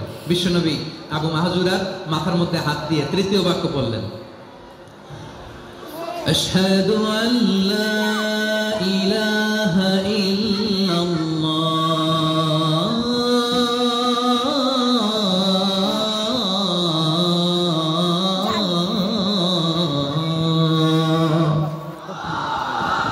আবু মাহজুরা তৃতীয় বাক্য পড়লেন। বিশ্বনবী একটা বাক্য পরে আবু মাহজুরা পড়ে, বিশ্বনবী পরে আবু মাহজুরা পড়ে। আবু মাহজুরা কিন্তু অমুসলিম, মুশরিক। আবু মাহজুরা বলে, এক একটা বাক্য পড়ি আমার কলিজাটা গলে ঠান্ডা হয়ে যায়। এতদিন মোহাম্মদকে গালি দিতাম, এখন মোহাম্মদ আমার মাথায় যখন হাত রাখছে আমার সারা শরীর ঠান্ডা হয়ে গেছে। বিশ্বনবী আজান শিখাচ্ছেন, একটা একটা বাক্য পড়ে আবু মাহজুরাও পড়ে, বিশ্বনবী পড়ে, আবু মাহজুরাও পড়ে। পুরো বাক্যগুলো যখন শেষ, আজান শেষ, আবু মাহজুরাও যখন পুরো আজান পড়লেন, আবু মাহজুরা বললেন, এতদিন মোহাম্মদের চেহারা দেখলে আমার ঘৃণা লাগতো, আজ থেকে মোহাম্মদের চেহারার চেয়ে প্রিয় চেহারা আমার কাছে নাই। আবু মাহজুরা বললেন, ও মুহাম্মদ, আজানের বাক্য তো আপনি আমারে শেখালেন, এখানেই শেষ করবেন না, আপনি আমারে পড়ায় দেন, লা ইলাহা ইল্লাল্লাহু মুহাম্মাদুর রাসূলুল্লাহ সাল্লাল্লাহু আলাইহি ওয়াসাল্লাম। বিশ্বনবীর সাথে দাঁড়িয়ে উনি শাহাদা পড়ে মুসলমান হয়ে গেলেন। এবার আবু মাহজুরা বলে, ইয়া রাসূলুল্লাহ, ইয়া হাবিবাল্লাহ, আমি মুমিন হয়েছি, মুসলমান হয়েছি, আপনার কাছ থেকে আজান শিখার সৌভাগ্য আমি লাভ করেছি গো নবী। আমার কণ্ঠের বড় তারিফ করেছেন আপনি, আমার আজানকে আপনি পছন্দ করেছেন। একটা জিনিস আপনার কাছে চাই, আপনি আমাকে মক্কার মসজিদুল হারামের মুয়াজ্জিন হিসেবে অ্যাপয়েন্ট করে দেন। বিশ্বনবী সাল্লাল্লাহু আলাইহি ওয়াসাল্লাম বললেন, যাও আবু মাহজুরা, আমি তোমাকে পৃথিবীর শ্রেষ্ঠতম মসজিদ মক্কার মসজিদুল হারামের মুয়াজ্জিন হিসেবে অ্যাপয়েন্ট করে দিলাম। দেখছেন কিভাবে ট্যালেন্ট হান্টিং করতে হয়, কিভাবে হিউম্যান রিসোর্স মানব সম্পদকে ব্যবহার করতে হয়। আসছিল আজানকে ভেঙাইতে, আসছিল কেন? আজানকে ব্যঙ্গ করার জন্য, বিকৃত করার জন্য। আজানকে বিকৃত করতে যে ইসলামের সবচেয়ে শ্রেষ্ঠ মসজিদের মুয়াজ্জিন হয়ে গেল। পড়েন সুবহানাল্লাহ। হযরত আবু মাহজুরা রাদিয়াল্লাহু তাআলা আনহু ওনার এই সুললিত কণ্ঠ ব্যবহার করে মসজিদুল হারামে এত সুন্দর করে আল্লাহু আকবার বলে আজান দিতেন। মানুষগুলোর, মুসল্লিগুলোর, মক্কাবাসীর হৃদয়কে তিনি বিগলিত করে দিতেন, মানুষের হৃদয়কে ঠান্ডা হয়ে যেত। শুধু এখানেই শেষ না আমার যশোরের ভাইয়েরা। বিশ্বনবী যখন সাইয়েদনা আবু মাহজুরা রাদিয়াল্লাহু তাআলা আনহুকে আজান শিখাচ্ছিলেন, বলেন তো বিশ্বনবীর হাতটা কোথায় ছিল? আবু মাহজুরার মাথার সামনে, এই চুলের উপরে ছিল। আবু মাহজুরা ওই স্মৃতিটাকে ধারণ করবার জন্য, ওই স্মৃতিকে বহন করার জন্য বিশ্বনবীর মোবারক হাত আবু মাহজুরার কপালের চুলের যেই জায়গায় লেগেছে, মৃত্যুর আগের দিন পর্যন্ত আবু মাহজুরা মাথার ওই চুলে কোনোদিন ছুরি আর কামার লাগায় না, সেখানে কেচি লাগায় নাই, চুলের মধ্যে খুর লাগায় নাই। আবু মাহজুরা ডান দিকের চুল কাটতো, বাম দিকের চুল কাটতো, পেছনের চুল কাটতো, সামনের চুল কাটতো না। আবু মাহজুরা রাদিয়াল্লাহু তাআলা আনহুর সামনের চুলগুলো বড় হতে হতে যখন এত বড় হয়ে যায়, তিনি চুলগুলো পেঁচিয়ে মাথার মধ্যে রাখতেন, তারপরে তিনি পাগড়ি পরতেন। সবাই জিজ্ঞেস করতো, আবু মাহজুরা এটা আবার কেমন স্টাইল? দেখতে তোমার কি বিদঘুটে লাগে, কেমন অড লাগে, কেমন খারাপ দেখা যায়। মক্কায় এমন কোন মানুষ তো দেখি নাই ডানে চুল কাটে, বায়ে চুল কাটে, পেছনে চুল কাটে, সামনে কাটে না। ওরে আবু মাহজুরা, কেমন দেখা যায় তোমারে, তুমি সামনের চুল কাটো না কেন? আবু মাহজুরা বলে, আমি হাঁটু গেড়ে পেয়ারা নবীর সামনে বসেছিলাম, আমার এই মাথার চুলের মধ্যে মোবারক হাত লাগিয়ে বিশ্বনবী নিজে আমাকে আজানের প্রতিটা বাক্য শিক্ষা দিয়েছেন। বিশ্বনবীর মোবারক হাত, পবিত্র হাত আমার মাথার চুলের যে জায়গায় লেগেছে, আমি চাই ওই চুলগুলা নিয়ে আমি আমার কবরের ভিতরে যাব। সাইয়েদনা আবু মাহজুরা রাদিয়াল্লাহু তাআলা আনহু ইন্তেকালের আগের পর্যন্ত মাথার সামনের চুলগুলা কাটে নাই। মাথার সামনের চুল তিনি কাটেন নাই। সুবহানাল্লাহ বিহামদি। কেমন ভালোবাসতেন বিশ্বনবী সাহাবীদেরকে, সাহাবারা কেমন ভালোবাসতেন বিশ্বনবীকে। সামনের চুলগুলো বড় হতে হতে এত বড় ছিল, পেঁচিয়ে রেখে পাগড়ি পরতেন, কাটতেন না। নবীর হাত লেগেছিল, সুবহানাল্লাহ পড়ে। তাহলে what is the lesson, moral of the story কি? মোরাল অফ দ্য স্টোরি হচ্ছে, আসছিল আজানকে ব্যঙ্গ করার জন্য, বিকৃত করার জন্য, হয়ে গেল মসজিদুল হারামের মুয়াজ্জিন। দেখেন বিশ্বনবী একটা খারাপ সিচুয়েশনের মধ্যে থেকে কি ভালো জিনিস বের করে আনলেন। আমি যে শুরুতে বলেছি কিভাবে তিনি হিউম্যান রিসোর্সকে ডেভেলপ করেছেন, ম্যানেজ করেছেন। তিনি যে চৌকস ট্যালেন্ট হান্টার ছিল, দেখেন সবার মধ্যে থেকে এর বাছাই করে মুয়াজ্জিন বানাই দিয়েছেন। সুবহানাল্লাহ পড়ে। তার মানে এই না সবাইরে ধরে ধরে উনি মুয়াজ্জিন বানাইছেন। যার যেই ট্যালেন্ট আছে তাকে ওই কাজে অ্যাসাইন করেছেন। যার যেই প্রতিভা আছে তার প্রতিভাকে ইসলামের কাজে লাগিয়েছেন। সুবহানাল্লাহ পড়ে। যায়েদ বিন সাবিত রাদিয়াল্লাহু তাআলা আনহু নাম শুনেছেন? যশোর কথা বেরোয় না। যদি জায়গায় সালমান খানের নাম শুনছেন সবাই হাত তুলবে, জি হুজুর শুনছি, মানে সব দেখা শেষ। সালমান খান, আমির খান, অমুক খান, সব খান মুখস্থ, কিন্তু যায়েদ বিন সাবিতের নাম মুখস্থ নাই মুসলমানদের। যে সাহাবী মাথার সামনের চুল কাটে নাই, মসজিদুল হারামের মুয়াজ্জিন বানাইছেন বিশ্বনবী, সাহাবীর নাম কি? খায়া ফেলাইছে, স্লোগানের সাথে খায়া ফেলাইছে। আবু মাহজুরা, কি নাম? আবু মাহজুরা আল জুমাহি রাদিয়াল্লাহু তাআলা আনহু। এই নামটা আজকে নিয়ে যাইতে হবে যশোর। আবু মাহজুরা রাদিয়াল্লাহু তাআলা আনহু। দুই নম্বরে বলছিলাম যায়েদ বিন সাবিত রাদিয়াল্লাহু তাআলা আনহু। বিশ্বনবী দেখলেন মদিনার এই আনসারী সাহাবী হাইলি ট্যালেন্টেড, ইন্টেলেকচুয়াল, মেরিটোরিয়াস, জ্ঞানের প্রতি তার আকর্ষণ, মারাত্মক আকর্ষণ। বিশ্বনবী তাকে দায়িত্ব দিলেন, কোরআন যা নাজিল হয় তুমি লিখো। কাতিবুল ওহী বানায় দিলেন। সুবহানাল্লাহ। যায়েদ বিন সাবিতরে আবার আজান শেখান নাই, কারণ তার মধ্যে বিশ্বনবী প্রতিভা দেখেছেন, একাডেমিক প্রতিভা। বিশ্বনবীর একাডেমিক প্রজেক্টগুলো তিনি হ্যান্ডেল করতেন। যায়েদ বিন সাবিত ছিল বিশ্বনবীর ব্যক্তিগত সচিব। কি ছিল? ব্যক্তিগত সচিব। বোঝেন নাই? বিশ্বনবীর ব্যক্তিগত সচিব এবং দোভাষী। ইহুদিরা কিছু লিখে দিলে এটার অর্থ বিশ্বনবীরে বুঝায় দিতেন, আবার ইহুদিদের কাছে কিছু লিখতে হলে তিনি লিখে দিতেন। বিশ্বনবী একদিন বললেন, ইন্নী ওয়াল্লাহি মা আমানু ইয়াহুদা আলা কিতাব। ইহুদিরা যে চিঠি পাঠায় অর্থ তো বুঝি না, আরেক ইহুদি আইনে অর্থ করা লাগে। আবার ইহুদিদের কাছে কিছু লিখে পাঠাইতে চাইলে আমরা তো লিখতে পারি না, ইহুদিরে দিয়ে লেখা লাগে। ওরা যে পয়রা শোনায় লিখে দেয়, আমি ওদের বিশ্বাস করি না। আমার নিজের একজন লোক দরকার। বিশ্বনবী যায়েদ বিন সাবিতকে চুজ করলেন ল্যাঙ্গুয়েজের জন্য। উনি বললেন, যায়েদ তোমার সফট স্কিলকে ডেভেলপ করতে হবে, তুমি হিব্রু ল্যাঙ্গুয়েজ শিখে ফেলো। যায়েদ বিন সাবিত বলল, বিশ্বনবীর মোটিভেশন আর ইন্সপিরেশন পেয়ে আমি 15 দিনে ইহুদিদের এই হিব্রু ল্যাঙ্গুয়েজ শিখে ফেললাম। শুধু শিখে ফেললাম না, হাত্তা হাদিকতু, even I became master in the language. এই ভাষা আমি পারদর্শী হয়ে গেলাম। এরপরে ইহুদিরা চিঠি লিখে পাঠালে আর কোনো ইহুদি ডাকা লাগতো না, আমি নবীর এটার অর্থ শুনে পরে বুঝাই দিতাম। আবার ইহুদিদের কাছে চিঠি লেখা লাগলে আমি যায়েদ বিন সাবিত চিঠি লিখে দিতাম। সুবহানাল্লাহ। দেখেন এত সাহাবীর মধ্যে থেকে বিশ্বনবীর একাডেমিক প্রজেক্ট, ব্যক্তিগত সচিব, দোভাষী হিসেবে তিনি যায়েদ বিন সাবিতের মতো তরুণকে নির্বাচিত করেছেন। কেমন ট্যালেন্ট হান্টার ছিল আমার নবী। সুবহানাল্লাহ পড়বেন না?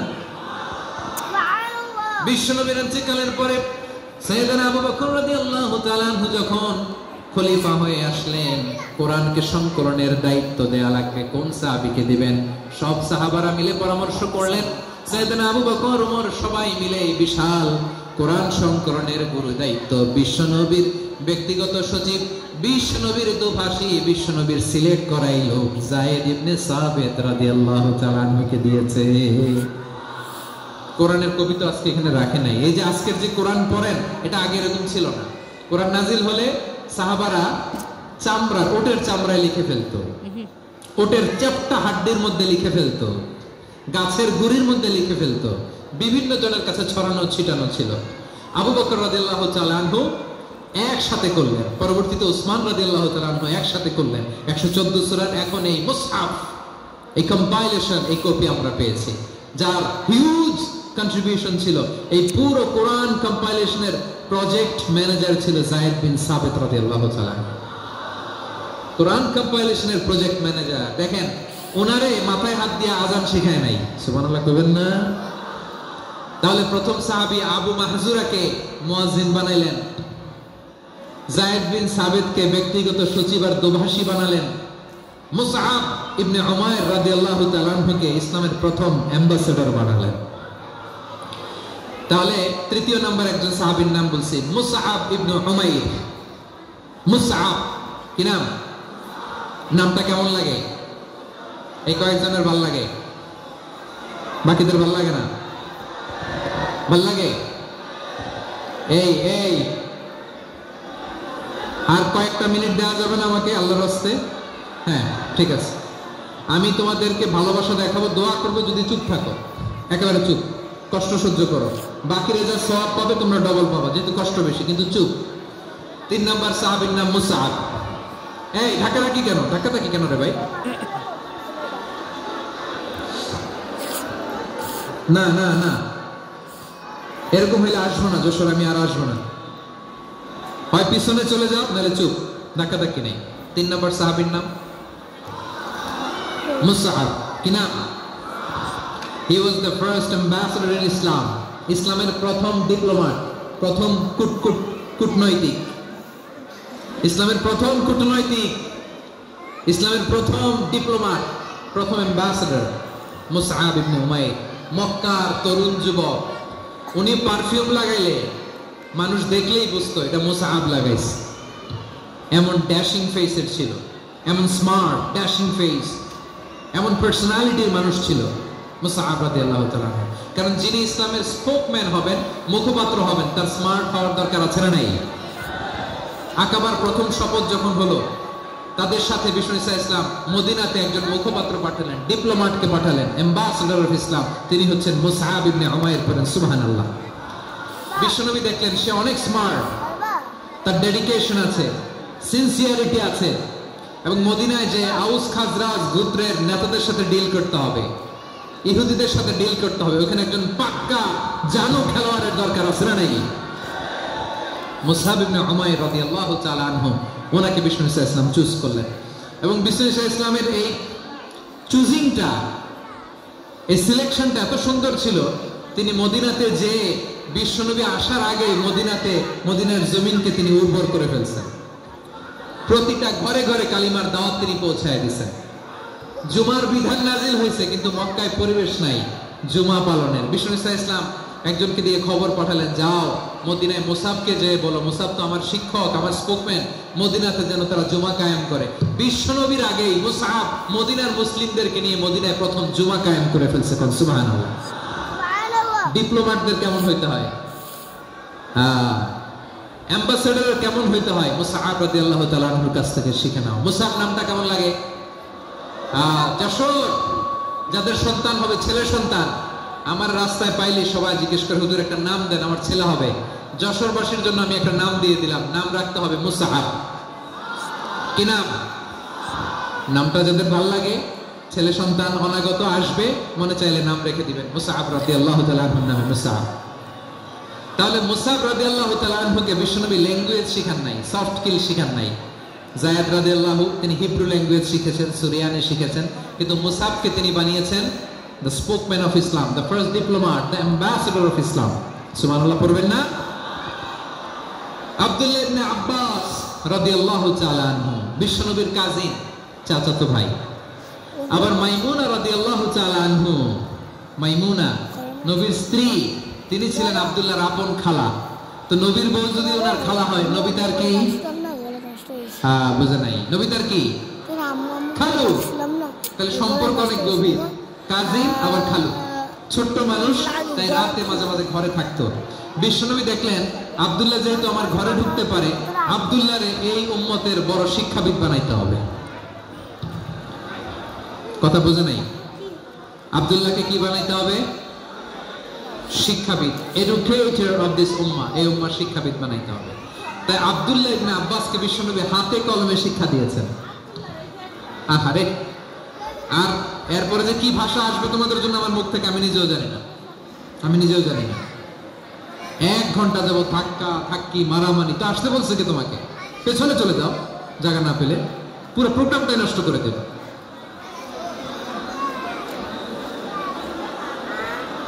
জি, আমার দিকে তাকান, আমি শেষ করে দিচ্ছি। হবে না, ইন্টেলেকচুয়াল আলোচনা এখানে হবে না, আমি বুঝতে পারছি, আমি শেষ করে দিচ্ছি। আব্দুল্লাহ ইবনে আব্বাস রাদিয়াল্লাহু তাআলা আনহু, মনোযোগ দিয়ে কয়েকটা মিনিট শুনুন, আমি এখনই শেষ করে দিচ্ছি, এরপর আওয়াজ করবে। এই যে এগুলো কি আমি বুঝলাম না। আমি বললাম না সব করা যাবে, বসে যাও, শুয়ে যাও, চলে যাও, আওয়াজ করা যাবে না। অন্যকে বসো এটা বলার দরকার নাই, জাস্ট এদিকে তাকাও। আল্লাহ। আব্দুল্লাহ ইবনে আব্বাস রাদিয়াল্লাহু তাআলা আনহু, ওনাকে বিশ্বনবী হাতে কলমে শিক্ষা দিয়েছেন, যেহেতু উম্মতের শিক্ষাবিদ হবে, এডুকেটর হবে। তো বিশ্বনবী রাতে যখন তাহাজ্জুদ পড়তেন, ছোট্ট আব্দুল্লাহ ঘরে থাকতো, বুঝতে পেরেছেন? ছোট্ট মানুষ তো ঘরে থাকতো। তো বিশ্বনবী তাহাজ্জুদের জন্য একবার দাঁড়িয়েছেন, ছোট্ট আব্দুল্লাহ ওযু করে দাঁড়াইছে। আচ্ছা বলেন তো, ইমাম আর মুসল্লি মোট যদি 2 জন হয়, একজন ইমাম একজন মুসল্লি, তো মুসল্লি ইমামের কোন দিকে দাঁড়াবে? ডানে দাঁড়াবে। ছোট্ট আব্দুল্লাহ বুঝে নাই, বিশ্বনবী তাহাজ্জুদ শুরু করেছেন, উনি ইক্তেদা করছেন আর দাঁড়াইছেন বায়ে। কোথায় দাঁড়িয়েছেন? আব্দুল্লাহ বলেন, যখন আমি বায়ে দাঁড়ালাম, আখাযা রাসূলুল্লাহ সাল্লাল্লাহু আলাইহি ওয়াসাল্লাম উযুনি আল ইয়ুমনা ইয়াফতিলুহা, বিশ্বনবী নামাজরত অবস্থায় আমার কান ধরে টেনে আমার ডান দিকে এনে দাঁড় করায় দিলেন। পড়েন সুবহানাল্লাহ। দেখেন, হাতে কলমে শিক্ষা। আর জীবনে ভুল হবে? কথা কয় না, আর ভুল হবে? আর ভুল হবে না। এইভাবে বিশ্বনবীর অনেক সঙ্গ পেয়েছেন, সফর করেছেন, একই বাহনে বসেছেন, এক বাহনে বসে লম্বা নাসিহত করেছেন, বলেছেন, ইয়া গোলাম ইহফাজিল্লাহ ইয়াহফাজকা, ইহফাজিল্লাহ তাজিদহু তুজাহাক, ইদা সাআলতা ফাসআলিল্লাহ ওয়া ইদা ইসতাআনতা ফাসতাইন বিল্লাহ। আল্লাহর বিধান মানো, আল্লাহর বিধান রক্ষা করো, আল্লাহ তোমায় রক্ষা করবে। আব্দুল্লাহ, চাইতে হলে আল্লাহর কাছে চাও, সাহায্য চাইতে হলে আল্লাহর কাছে সাহায্য চাও। মনে রাখো, গোটা বিশ্বের সবাই যদি তোমার সাহায্য করতে চায়, ততটুকুই করতে পারবে যতটুকু আল্লাহ তোমার নসিবে রেখেছে। গোটা বিশ্ব যদি তোমার বিরুদ্ধে ষড়যন্ত্রে দাঁড়িয়ে যায়, ক্ষতি ততটুকু করতে পারবে যতটুকু তোমার জন্য বরাদ্দ আছে, এর বাইরে কিছু করতে পারবে না। আওয়াজ করে বলেন ঠিক কিনা? এভাবে হাতে কলমে শিখিয়েছেন, বিশ্বনবীর সঙ্গ পেয়েছেন। ওনাকে বিষ্ণু ইসলাম শিক্ষাবিদ, এডুকেটর অফ দিস উম্মাহ হিসেবে সিলেক্ট করেছেন, হাতে কলমে শিখিয়েছেন। বিশ্বনবী একবার প্রকৃতির ডাকে সাড়া দিয়ে এসেছেন। এখন কি করতে হবে? নামাজের জন্য ওযু করতে হবে।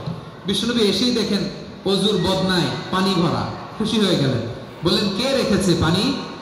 একজন বলল, আব্দুল্লাহ রেখেছে। বিশ্বনবী অত্যন্ত খুশি হলেন, খুশি হয়ে একটা দোয়া করলেন, বললেন, আল্লাহুম্মা ফাক্কিহু ফিদ্দীন ওয়া আল্লিমহু তা'ওয়ীল। আল্লাহ, তুমি আব্দুল্লাহকে দ্বীনের বুঝ দিও আর কোরআনের তাফসীর শিক্ষা দিও। বিশ্বনবীর এই দোয়া এমন লাগছে, উনি রাইসুল মুফাসসিরিন, এই পৃথিবীতে যত মুফাসসির ছিল, যত মুফাসসির আসবে, সকল মুফাসসিরের সম্রাট হিসেবে স্বীকৃত হয়েছেন আব্দুল্লাহ ইবনে আব্বাস। বিশ্বনবী ওনারা আজান শিখান নাই, বিশ্বনবী ওনারা ল্যাঙ্গুয়েজ শিখান নাই, বিশ্বনবী ওনারা অ্যাম্বাসেডর বানান নাই, হাতে কলমে শিক্ষা দিয়েছেন। ছোট্ট মানুষ বিশ্বনবী ইন্তেকাল করলেন, আবু বকরের সময় গেল, ওমরে ফারুকের খেলাফত, তখনও তিনি তরুণ। ওমরে ফারুক রাদিয়াল্লাহু তাআলা আনহু ওনার ক্যাবিনেট মিনিস্ট্রির বৈঠকে এই আব্দুল্লাহ ইবনে আব্বাসকে পাশ দিয়ে বসায় রাখতেন। বয়স্ক সাহাবারা এটা পছন্দ করতো না, তারা বলতো ঘটনা কি, আব্দুল্লাহর মতো ছেলে নাতি আমাদের আছে, এরা কেন রাখে ওমরে ফারুক? ওমরে ফারুক এটা টের পেলেন, তিনি বুঝতে পারলেন যে ক্যাবিনেট মেম্বাররা এটা পছন্দ করে না, ছোট্ট আব্দুল্লাহরা কেন রাখি, কেন যে রাখি এটা একদিন বুঝাবো। একদিন মিটিং এ তিনি সবাইকে বললেন, ইদা জাআ নাসরুল্লাহি ওয়াল ফাতহ, এই আয়াত দ্বারা উদ্দেশ্য কি বলেন তো মুরব্বী সাহাবীরা? এক সাহাবী বলেন, এই সূরা দ্বারা উদ্দেশ্য আল্লাহ বলেছেন আমাদেরকে বিভিন্ন ল্যান্ড, বিভিন্ন এলাকা বিজয় করতে হবে। ওমরে ফারুক বললেন না, হয়নি। আরেকজন বললেন, বিজয় হওয়ার পর আমাদের বেশি বেশি আল্লাহর বরত্বের ঘোষণা দিতে হবে, এটা উদ্দেশ্য। ওমরে ফারুক বললেন না, হয়নি। যারা জিজ্ঞেস করেন কেউ পারে না। সব শেষে বিশ্বনবী ছোট্ট আব্দুল্লাহরে বলেন, আব্দুল্লাহ, ইদা জাআ নাসরুল্লাহি ওয়াল ফাতহ, এর দ্বারা উদ্দেশ্য কি বলো তো? ছোট্ট আব্দুল্লাহ বলেন, হুয়া আজালু রাসূলিল্লাহ, এই আয়াত দ্বারা বিশ্বনবীর বিদায়কে উদ্দেশ্য নেওয়া হয়েছে। ওমরে ফারুক বললেন, হ্যাঁ হুয়া, এটাই তো সঠিক উত্তর, এটাই সঠিক তাফসীর এই আয়াতের। কারণ ইদা জাআ নাসরুল্লাহি ওয়াল ফাতহ, যখন আল্লাহর সাহায্য আর বিজয় আসবে, ওয়া রাআইতান নাসা ইয়াদখুলুনা ফি দীনিল্লাহি আফওয়াজা, আপনি দেখবেন দলে দলে ঢলে ঢলে বানের পানির মতো মানুষ ইসলামের দিকে ঢুকতেছে, ইসলামের বিজয় হয়েছে। তো ইসলামের বিজয়ের মিশন নিয়ে নবী আসছে, বিজয়ী যখন হয়ে গেছে এখন তো নবীর বিদায় হবে। জোরে বলেন ঠিক কিনা? কোন সাহাবী এই সূক্ষ্ম কথাটা ধরতে পারে নাই, ওই আব্দুল্লাহ ছাড়া। আব্দুল্লাহ যখন উত্তর দিছে, সব সাহাবীদের টনক নড়েছে। এরপর থেকে কোন ক্যাবিনেট মিটিং এ আর কোন সাহাবারা কোনো প্রশ্ন করে নাই, আওয়াজ করে পড়েন সুবহানাল্লাহ। বিশ্বনবী আব্দুল্লাহ ইবনে আব্বাসকে দ্য এডুকেটর অফ দ্য উম্মাহ, উম্মার শিক্ষাবিদ হিসেবে গ্রহণ করেছেন। আওয়াজ করে পড়তে হবে আল্লাহু আকবার। সাহাবীদের নামগুলো মনে থাকবে? এক নম্বরে আবু মাহজুরা, মুয়াজ্জিন বানাইছেন। যায়েদ ইবনে সাবিত, দোভাষী, ট্রান্সলেটর অফ প্রফেট, এবং তিনি ছিলেন বিশ্বনবীর ব্যক্তিগত সচিব। Musab ibn Umair, the first ambassador and diplomat of Islam. Abdullah ibn Abbas, এই উম্মার সবচেয়ে বড় এডুকেটর, শিক্ষাবিদ। আরেকজন ছিল আব্দুল্লাহ ইবনে মাসউদ রাদিয়াল্লাহু তাআলা। দুই আব্দুল্লাহ, আব্বাস গেল, আরেকজন হচ্ছে মাসউদ। মক্কার তরুণ, ছাগল পালতো মুশরিকের বিশ্বনবী আর আবু বকর রাদিয়াল্লাহু তাআলা আনহু একবার গেলেন, যে দেখে এই তরুণ দাঁড়ায় আছে। বিশ্বনবী বলেন, আমি খুব ক্ষুধার্ত, তোমার কাছে কি দুধ আছে ছাগলের? আব্দুল্লাহ ইবনে মাসউদ বলে, আছে। ওয়ালাকিন আনা মুক্তামান, যে দুধ আছে এটা আমানতের, আমি দিতে পারবো না। বিশ্বনবী এইটা শুনে তারা টার্গেট করে ফেলছে। আনা মুক্তামান, দুধ আছে কিন্তু এটা আমার মালিকের, আমি তো দরদ দেখায় আমার মালিকের দুধ আপনি পথিক, আপনারা দিতে পারি না। বিশ্বনবী টার্গেট করে ফেলছেন, এরে আমার কাজে লাগাইতে হবে। বিশ্বনবী বললেন, আচ্ছা ঠিক আছে, দুধ দিও না, কিন্তু এমন ছাগি আছে কিনা যে ছাগির সাথে কোনো ছাগলের মিলন হয় নাই, তার ওলা নেই, দুধও আসে নাই, বাচ্চাও নাই, এরকম ছাগির থেকে যদি আমি দুধ খাই তাহলে তো সমস্যা নাই। বলতেছে, এরকম ছাগির থেকে দুধ খাইলে সমস্যা নাই, কারণ এরকম ছাগির ওলান থেকে দুধ আসবেও না। বলতেছে, ঠিক আছে, এরকম একটা ছাগি নিয়ে আস। নিয়ে আসা হলো। বিশ্বনবী বিসমিল্লাহ বলে ওই ছাগির ওলানে হাত দিলেন। হাত দিতে দেরি, পুরো ওলানটা দুধে ভরে যেতে দেরি হয় না। বিশ্বনবী আর আবু বকর রাদিয়াল্লাহু তাআলা আনহু দহন করে পেট ভরে খেলেন। এই দৃশ্য আব্দুল্লাহ ইবনে মাসউদের হৃদয়ে দাগ কাটলো। এই মুজিজা দেখে তিনি বললেন, আশহাদু আল্লা ইলাহা ইল্লাল্লাহ ওয়া আশহাদু আন্না মুহাম্মাদার রাসূলুল্লাহ। তিনি ষষ্ঠ মুসলিম ছিলেন, 6 নম্বর মুসলমান। ওনাকে টার্গেট করে বিশ্বনবী দেখলেন এমন ইন্টেলেকচুয়াল ব্রেইন, উনি সূক্ষ্ম সূক্ষ্ম জিনিস বুঝে বেশি, ফিকহি জ্ঞান ওনার মধ্যে বেশি। বিশ্বনবী ওনাকে কোরআনের জ্ঞান শিক্ষা দিতে লাগলেন। উনি বিশ্বনবী সবার কাছে কোরআন শোনায়, কিন্তু বিশ্বনবী নিজে আব্দুল্লাহ ইবনে মাসউদের কাছ থেকে কোরআন শুনতো। বিশ্বনবী একবার বললেন, ইকরা আলাইয়া ইয়া মাসউদ। ইবনে মাসউদ, একবার শোনাও তো কোরআন দেখি। আব্দুল্লাহ ইবনে মাসউদ বলে, আকরাউ আলাইকা ওয়া আলাইকা উনজিল। নবী, আপনার উপর কোরআন নাজিল হয় আর আমি আপনার সামনে কোরআন পড়ব। বিশ্বনবী বললেন, ইন্নী উহিব্বু আন আসমাআহু মিন গায়রি। আমি নিজে পড়তে যেমনি ভালোবাসি, অন্য পড়ুক আমি শুনবো, এটাও আমি ভালোবাসি। সূরা নিসা তিনি তেলাওয়াত করে শুনিয়েছেন। এমন সূক্ষ্ম সূক্ষ্ম বিষয় বিশ্বনবী উনাকে ধরিয়ে দিয়েছেন। উনি হয়ে গিয়েছেন, আব্দুল্লাহ ইবনে আব্বাস হয়েছেন রাইসুল মুফাসসিরিন, ওই হয়ে গিয়েছেন ফাকিহুল উম্মাহ। ওনার চাইতে বড় ফকিহ এই পৃথিবী আর দেখবে না। চিল্লায় বলেন সুবহানাল্লাহ। উনি বলতেন, ওয়াল্লাহি ওয়াল্লাহি ইল্লাযী লা ইলাহা গায়রু মা উনজিলাত সূরাতুন ইল্লা ওয়া আনা আ'লামু আইনা উনজিলাত ওয়া ফীমা উনজিলাত। বিশ্বনবী এমন ভাবে কোরআনের দার্স আমাকে দিয়েছেন, কোরআনে যত সূরা নাজিল হয়েছে, যেখানে নাজিল হোক না কেন আমি জানি এটা কোথায় নাজিল হয়েছে এবং কোন প্রেক্ষাপটে নাজিল হয়েছে। এমন একটা সূরা নাই যে সূরার কোথায় নাজিল হয়েছে আমি মাসুদের জানা নাই, কোন প্রেক্ষাপটে নাজিল হয়েছে আমার জানা নাই। এরকম ঘটবে না, চিল্লায় বলেন আল্লাহু আকবার। এই আব্দুল্লাহ ইবনে মাসউদ রাদিয়াল্লাহু তাআলা ওমর ফারুকের সময় কুফার চিফ জাস্টিস ছিলেন। কুফা নগরীর চিফ জাস্টিস, চিফ জাস্টিস বোঝেন নাই? বিচারপতি। কি ছিলেন? সবাই বলে নাই কি ছিলেন? বিচারপতি ছিলেন। এবং ওনার যে ফিকহি জ্ঞানের ধারা, এটাই আলকামা, ইব্রাহিম আন-নাখাই, হাম্মাদ ইবনে সুলাইমান হয়ে ইমাম আবু হানিফা পর্যন্ত পৌঁছেছে।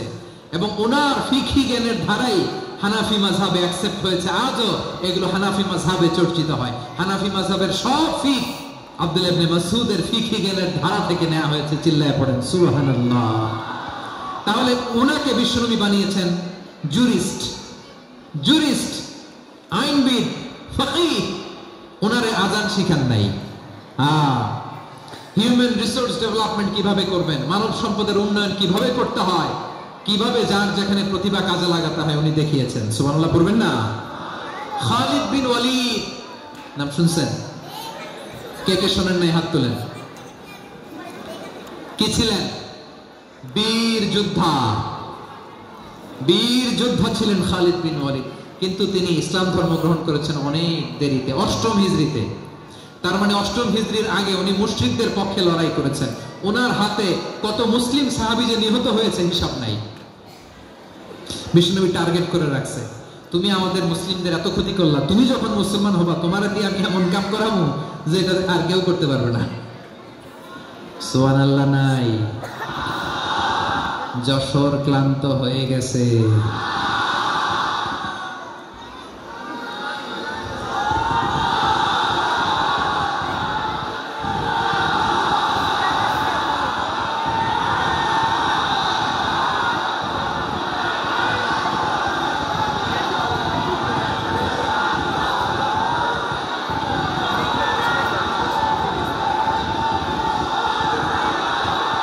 মাশাআল্লাহ, বসুন বসুন বসুন। খালিদ বিন ওয়ালিদ রাদিয়াল্লাহু তাআলা 8ম হিজরিতে মুসলিম হয়েছেন, মক্কা বিজয়ের আগে। তো মক্কা বিজয়ের আগে যখন মুসলিম হয়েছেন, এর আগে কি করছেন? কাফিরদের সাথে যুদ্ধ করেছেন। উনি উহুদের যুদ্ধে মুসলমানদের যে পরাজয় ভাব, কঠিন পরিস্থিতির মুখোমুখি ওনার কারণে পেছন থেকে এমন অতর্কিত আক্রমণ করেছেন, মুসলমানদেরকে কচুকাটা করেছেন। 8ম হিজরিতে আল্লাহ তাআলা হেদায়েতের নূর দিয়ে ওনার হৃদয়টাকে উজালা করে দিলেন। লা ইলাহা, এটা এমন বাণী যার হৃদয় একবার টাচ খাবে, এইটা থেকে সে আর পালিয়ে বেড়াতে পারে। ঝিনুকের ভেতর লুকিয়ে থাকে যেমন মতি, ঝিনুকের ভেতর লুকিয়ে থাকে যেমন মতি, কালমা শাহাদাতে আছে আল্লাহর জ্যোতি, কালমা শাহাদাতে আছে আল্লাহর জ্যোতি। ঠিক কিনা বলে? মক্কা বিজয়ের আগে মুসলিম হলেন, হওয়ার পরে বিশ্বনবীর টার্গেট ফুলফিল হলো। ওই যে টার্গেট করে রেখেছেন আর দোয়া করেছেন, খালিদ বিন ওয়ালিদ যদি মুসলিম হয় তাকে আমি মিলিটারি চিফ বানাবো। ওনাকে আজান শিখান নাই, ওনারে কান ধরে নামাজের এই মাথা থেকে ওই মাথা আনান নাই, ফিকহি কোরআনের সূক্ষ্ম তাফসীর ওনারে শিখান নাই, অ্যাম্বাসেডর বানান নাই। বিষ্ণু ইসলাম ওনাকে সামরিক অভিযানে প্রেরণ করেছেন। সামরিক অভিযানে তিনি প্রেরণ করেছেন। ওনার জীবদ্দশায় ওনার নেতৃত্বে যতগুলো যুদ্ধ হয়েছে, একটা যুদ্ধেও তিনি পরাজয় বরণ করেন নাই। ওমর ফারুকের সময়কালে তিনি চিফ অফ মুসলিম মিলিটারি, মানে মুসলিম সেনাপতি হয়েছেন। যশোর আওয়াজ করো, ঠিক কিনা বলো? সেনাপতি, মুসলিম সেনাপতি। তাহলে কিভাবে হিউম্যান রিসোর্স ব্যবহার করতে হয় গোটা বিশ্ব আমার নবীর কাছ থেকে শিখে নাও। খালিদ বিন ওয়ালিদ, ওনাকে বিশ্বনবী একটা উপাধি দিয়েছেন। উপাধিটা হচ্ছে সাইফুল্লাহিল মাসলুল, আল্লাহর নাঙ্গা তরবারি, আল্লাহর খোলা তরবারি, দ্য ওপেন সোর্ড অফ আল্লাহ। খালিদ বিন ওয়ালিদ মুসলিম সেনাপতি। হাসান বিন সাবিত নাম শুনছেন? দেখি উনি কি ছিল বলেন? রাসূলের সভা কবি, কালচারাল হিজিমনিকে ডিফিট করার জন্য। উনি ভালো অস্ত্র চালানো জানতেন না, ওই কাজে উনি যেতেন না। ওনার ছিল কাব্য প্রতিভা।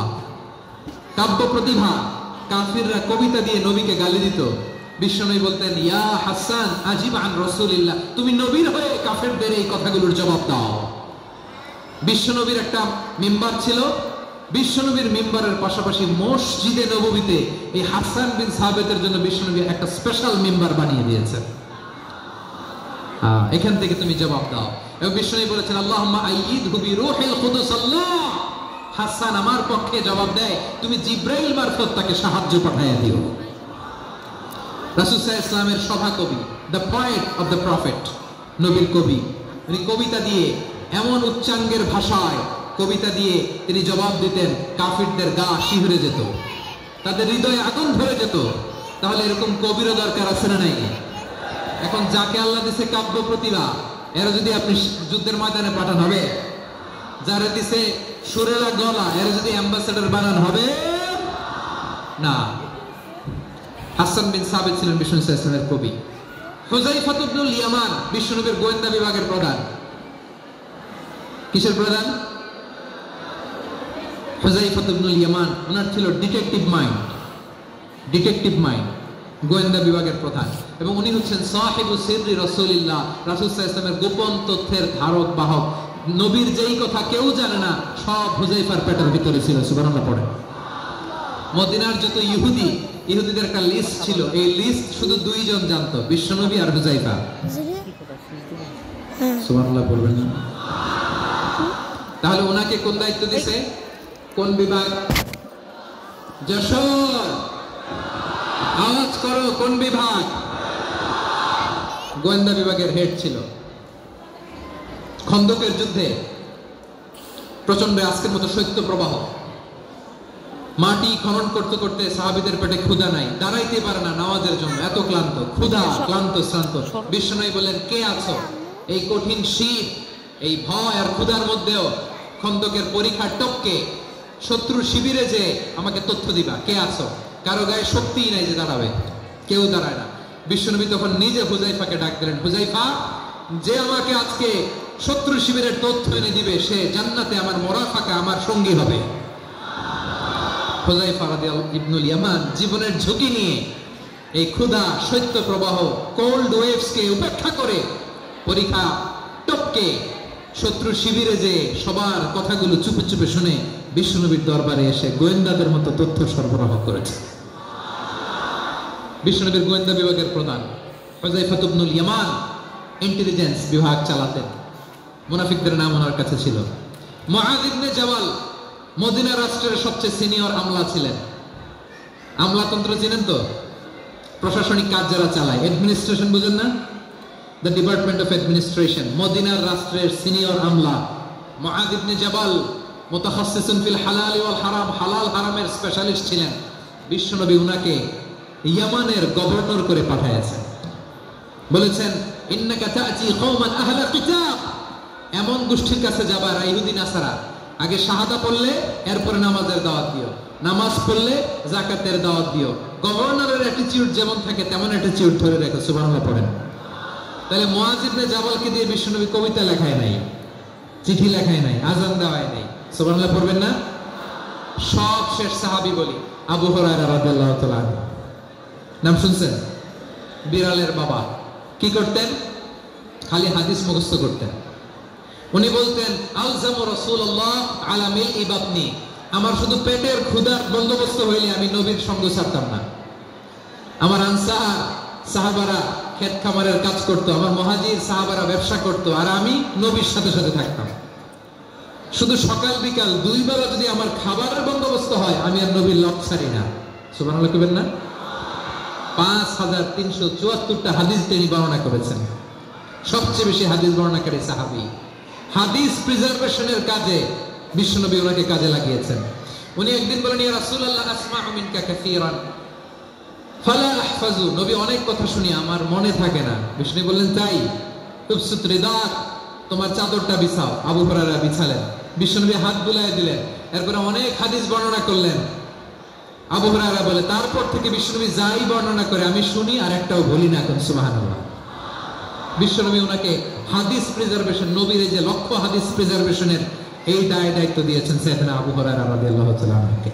প্রিয় ভাইরা, তাহলে 10 জন সাহাবীর কথা যে বললাম, আপনারা কি খেয়াল করেছেন কত বড় ট্যালেন্ট হান্টার, চৌকস ট্যালেন্ট হান্টার ছিল আমার নবী। এক একজনের এক এক ট্যালেন্ট, এক এক কাজে অ্যাসাইন করেছেন, এক একজনকে এক এক দায়িত্ব দিয়েছেন, এক একজনের প্রতিভাকে এক এক ভাবে বিকশিত হওয়ার সুযোগ দিয়েছেন। আওয়াজ করে বলেন ঠিক কি না?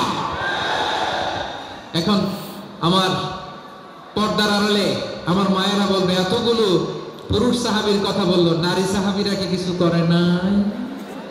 হ্যাঁ, একজন নারী সাহাবীর কথা বলে মোনাজাত হবে, দোয়া ছাড়া কেউ যাব না। রুফাইদা আল আসলামিয়া রাদিয়াল্লাহু তাআলা আনহা, ওনার বাবার নাম সাআদ আল আসলামি। বিশ্বনবী কি খেয়াল করলেন দেখেন, সাআদ ছিল মদিনার বড় ডাক্তার। এই নারী সাহাবী রুফাইদা বাবার কাছ থেকে চিকিৎসা বিদ্যা শিখেছেন। যখন শিখছে, বিশ্বনবী দেখলেন আমার তো প্রতি সপ্তাহে সপ্তাহে যুদ্ধে আহত সাহাবীদের সেবা দেবে কে? বিশ্বনবী রুফাইদাকে বললেন, রুফাইদা তুমি মসজিদে নববীর পাশে একটা মেডিকেল ক্যাম্প করো। এই যে সাকিনা আদ্দিন মেডিকেলের আমার ছাত্রী বন্ধুরা শুনে রাখো, তোমাদের আইকন হচ্ছে রুফাইদা আল আসলামিয়া। বিশ্বনবীর ডিরেকশন অনুযায়ী তিনি মসজিদে নববীর পাশে একটা মেডিকেল ক্যাম্প করলেন এবং আহত সাহাবাদের চিকিৎসা উনি ওনার টিম নিয়ে দিতেন। বিশ্বনবীর পরামর্শে উনি আনসারী এবং মুহাজির মহিলা সাহাবীদেরকে নিয়ে একটা স্পেশাল মেডিকেল টিম গঠন করলেন। খায়বার যুদ্ধে 7ম হিজরিতে যখন বিশ্বনবী যায়, উনি ওনার টিম নিয়ে আসতেন, বললেন, ইয়া রাসূলুল্লাহ, আমরা তো তলোয়ার চালাতে পারি না, আমরা তো তীর মারতে পারি না, আপনি যদি অনুমতি দেন খায়বার অভিযানে আমি আমার টিম নিয়ে মেডিকেল টিমের সেবাটা সার্ভিসটা দিতে চাই। পড়েন সুবহানাল্লাহ। বিশ্বনবী অনুমতি দিলেন, যুদ্ধ সাহাবীদের সাথে রুফাইদা আল আসলামিয়া উনিও মেডিকেল টিম নিয়ে অগ্রসর হলেন। খায়বারের প্রতিটা আহত ইনজুর্ড সাহাবী যারা ইনজুরির শিকার হয়েছেন সবাই রুফাইদা আল আসলামিয়ার মেডিকেল ক্যাম্প থেকে চিকিৎসা সহায়তা পেয়েছেন। সুবহানাল্লাহ পড়েন। দেখেন কিভাবে বিশ্বনবী ট্যালেন্ট বাছাই করতেন, আপনি অবাক হবেন। বাহরাইনের মেডিকেল ইউনিভার্সিটিতে রুফাইদা আল আসলামিয়া মেডিকেল প্রাইজ অ্যাওয়ার্ড প্রতি বছর দেওয়া হয়। যদি 8 দিনের এই মেডিকেল আমার বোনেরা যদি জেনে থাকো জানো, না হলে নতুন করে জানো, সার্চ দিও রুফাইদা আল আসলামিয়া মেডিকেল অ্যাওয়ার্ড বাহরাইনের ইউনিভার্সিটিতে দেওয়া হয়। প্রিয় ভাইরা, তাহলে আলোচনার সামারি আমরা করি। বিশ্বনবী যার যেখানে ট্যালেন্ট তাকে ওইখানে কাজে লাগাতেন। আওয়াজ করে বলেন ঠিক কিনা? এবার একটা ইন্টারভিউ হবে, আওয়াজ করে বলেন, আবু মাহজুরাকে বিশ্বনবী কি বানাইছেন? হ্যাঁ, ভুলে গেছেন? সামনের চুলে হাত দিয়ে বিশ্বনবী কি সুন্দর গলায় আযান শিখালেন। মুয়াজ্জিন যায়েদ বিন সাবিতকে একাডেমিক প্রজেক্টের দায়িত্ব দিয়েছেন, তিনি ছিলেন বিশ্বনবীর দোভাষী ব্যক্তিগত সচিব। Musab ibn Umair the first ambassador of Islam. Abdullah ibn Abbas উম্মার বড় শিক্ষাবিদ মুফাসসির। আব্দুল্লাহ ইবনে মাসউদ ছিলেন জুরিস্ট। কি ছিলেন? জুরিস্ট ছিলেন, এই উম্মার সবচেয়ে বড় জুরিস্ট। খালিদ বিন ওয়ালিদ সেনাপ্রধান। হাসান বিন সাবিত ছিলেন বিশ্বনবীর সভাকবি। কি ছিলেন? বিশ্বনবীর সভাকবি ছিলেন। এরপরে হুযায়ফা ইবনুল ইয়ামান কি ছিলেন? গোয়েন্দা বিভাগের প্রধান। মুআদ ইবনে জাবাল কি ছিলেন? সিনিয়র আমলা, ইয়ামানের গভর্নর। আবু হুরায়রা রাদিয়াল্লাহু তাআলা আনহু হাদিস প্রিজার্ভেশনের কাজ করেছেন। আর আমাদের রুফাইদা আল আসলামিয়া রাদিয়াল্লাহু তাআলা আনহা কি ছিলেন? নার্স ছিলেন, নার্স হয়ে মেডিকেল সেবা দিয়েছেন। প্রিয় ভাইরা, পুরো আলোচনার যদি সামারি করি তাহলে বিশ্বনবী যেভাবে হিউম্যান রিসোর্সকে ম্যানেজ করেছেন, যার যেখানে প্রতিভা কাজে লাগিয়েছেন, আমরাও যদি করি আমাদের বাংলাদেশের চিত্র আমরা পাল্টে দিতে পারবো। আমরা শুরুতে শুনেছি মানুষের আছে অসীম সম্ভাবনা, প্রতিটা মানুষ অনন্য, যত্ন নিলে, যথাযথ পরিচর্যা করলে মানুষ বিশ্ব জয় করতে পারে। ঠিক কিনা? আমাদের হাফেজে কোরআনের সামনে দাঁড়াতে পারে এমন কোন হাফেজে কোরআন আল্লাহর জমিনে জন্ম হয় না। গোটা বিশ্ব কাঁপিয়ে তারা সেরা, আমাদের ক্রিকেটাররা সেরা, আমাদের তৈরি পোশাক শিল্প সেরা। এরকম অনেক অনেক সেরা জিনিস আছে, আমরা এগুলোর নার্চারিং করতে পারি নাই, পরিচর্যা করতে পারি নাই, সঠিক তারবিয়াতের অভাব। তাহলে মানুষের অসীম সম্ভাবনাকে কাজে লাগাতে হবে। ঠিক কিনা বলে? ইউনুস গভর্নমেন্টকে আমি বলবো, অল্প সময়ের জন্য আপনারা এসেছেন, সংস্কারও করতে হবে, আবার নির্বাচনও করতে হবে, সব সংস্কার হয়তো করতে পারবেন না, যতটুকু পারবেন এর মধ্যে আমাদের যে হিউজ ম্যান পাওয়ার, আমাদের যে মানব সম্পদ, হিউম্যান রিসোর্স, এটাকে ডেভেলপ করে আপনাদের যেতে হবে। যেটা পারবেন না সেটাকে পরবর্তী নির্বাচিত গভর্নমেন্টের কাছে রেখে যেতে হবে, যে তারা যেন করে, তাদের কাছে আপনারা এটা রেখে যাবেন। তাহলে মানুষ চাইলে বিশ্ব জয় করতে পারে, আর মানুষকে হারাতে পারে কেউ? জোরে বলো যশোর, মানুষকে হারাতে পারে কেউ? আল্লাহ আমাদেরকে জনসংখ্যা দিয়েছেন প্রিয় ভাইয়েরা। এই জনসংখ্যা অনেক বড় সম্পদ, এটা আমাদের জন্য অভিশাপ নয়, আশীর্বাদ। আমাদের জনসংখ্যাকে যদি আমরা জনশক্তিতে রূপান্তর করতে পারি, আজকে বাংলাদেশ যে অবস্থানে দাঁড়িয়ে আছে, বাংলাদেশ তার 20 গুণ উন্নতির শিখরে চলে যাবে। চিল্লায় বলো ঠিক কিনা? আমাদের শ্রমিক ভাইয়েরা বাইরে কাজ করে, আমাদের শ্রমজীবী ভাইয়েরা, প্রবাসীরা, তাদের ব্যাপারে গুরুত্ব দিতে হবে। আমাদের শ্রমের দাম সবচেয়ে কম, সবচেয়ে কম। তারা এম্বাসিতে গুরুত্ব পায় না, এয়ারপোর্টে গুরুত্ব পায় না। এই সরকার অবশ্য তাদেরকে অনেক গুরুত্ব দিচ্ছে। আমাদের অদক্ষ শ্রমিককে যখন আমরা দুবাই পাঠাই, অল্প বেতন পায়, কিন্তু ইন্ডিয়ানরা দক্ষ শ্রমিক পাঠাইলে তার 3 গুণ বেতন পায়। আমরা আমাদের শ্রমিকদেরকে অদক্ষ ভাবে আর পাঠাতে চাই না, দক্ষ শ্রমিক পাঠিয়ে আমরা রেমিটেন্সের বন্যা বইয়ে দেব। আমাদের শ্রমিকদের পাঠানো রেমিটেন্সের টাকায় সচল থাকে আমার দেশের অর্থনীতির চাকা। তাদেরকে সবচেয়ে গুরুত্ব দিতে হবে। আমরা পেয়েছি ফ্রিডম ফাইটার, মুক্তিযোদ্ধা, আর আমার প্রবাসী ভাইরা হচ্ছে রেমিটেন্স ফাইটার। জোরে বলো ঠিক কিনা? তাহলে আমাদের এই জনশক্তিকে জনসম্পদে ট্রান্সফর্ম করতে হবে, ঠিক কিনা বলেন? সরকার জনগণকে এভাবে পলিশ করতে হবে। মা বাবারা ছেলে মেয়েদের মধ্যে কার কোন যোগ্যতা, তাকে ওইভাবে কাজে লাগাতে হবে। সবার এ প্লাস পাওয়ার কোনো দরকার নাই। আমাদের দেশে একটা টেন্ডেন্সি আছে, পরীক্ষায় এ প্লাস না পাইলে তুই কি করলি, পাশের বাড়ির ছেলে এ প্লাস পাইছে, যা ওর পা ধোয়া পানি খা। কি খা? তা আমি ভাবছি যে পা ধোয়া, এ প্লাস পাওয়া ছেলেদের পা ধোয়া পানির একটা পানির ব্র্যান্ড বানাইতে হবে। এরকম লেখা থাকবে, এ প্লাস পাওয়া ছেলেদের পা ধোয়া পানি। খাওয়া নাই, এগুলার খাওয়া নাই। ওরে আল্লাহ এ প্লাস পাওয়ার জন্য বানাইছে, আর আপনার ছেলেকে এই এ প্লাস গুলারে নিয়ন্ত্রণ করার জন্য আল্লাহ বানাইছে। ওকে দিয়ে আল্লাহ কি করবে আপনি জানেনই না। একটা এ প্লাস, একটা এ গ্রেড একটা মানুষের জীবনকে ঠিক করে দিতে পারে না। আপনার ছেলেকে আল্লাহ অন্যদিকে যোগ্যতা দিয়েছে। ওদের মনোবল ভাঙবেন না, খবরদার, খবরদার। ছেলে মেয়েদের মনোবল ভাঙবেন না। যাকে দিয়ে যেটা হবে তাকে দিয়ে সেটা করতে হবে, তার প্রতিভাকে সেভাবে কাজে লাগাতে হবে। তাহলে বাংলাদেশ, আমাদের এই জনসংখ্যা জনসম্পদে রূপান্তরিত হবে। আমাদের সরকারের তত্ত্বাবধানে আমাদের 18 কোটি জনগণ দক্ষ জনশক্তিতে রূপান্তরিত হোক। আমরা চাই কি চাই না? আমরা ভালো মানুষ, শ্রেষ্ঠ মানুষ হতে চাই কি চাই না?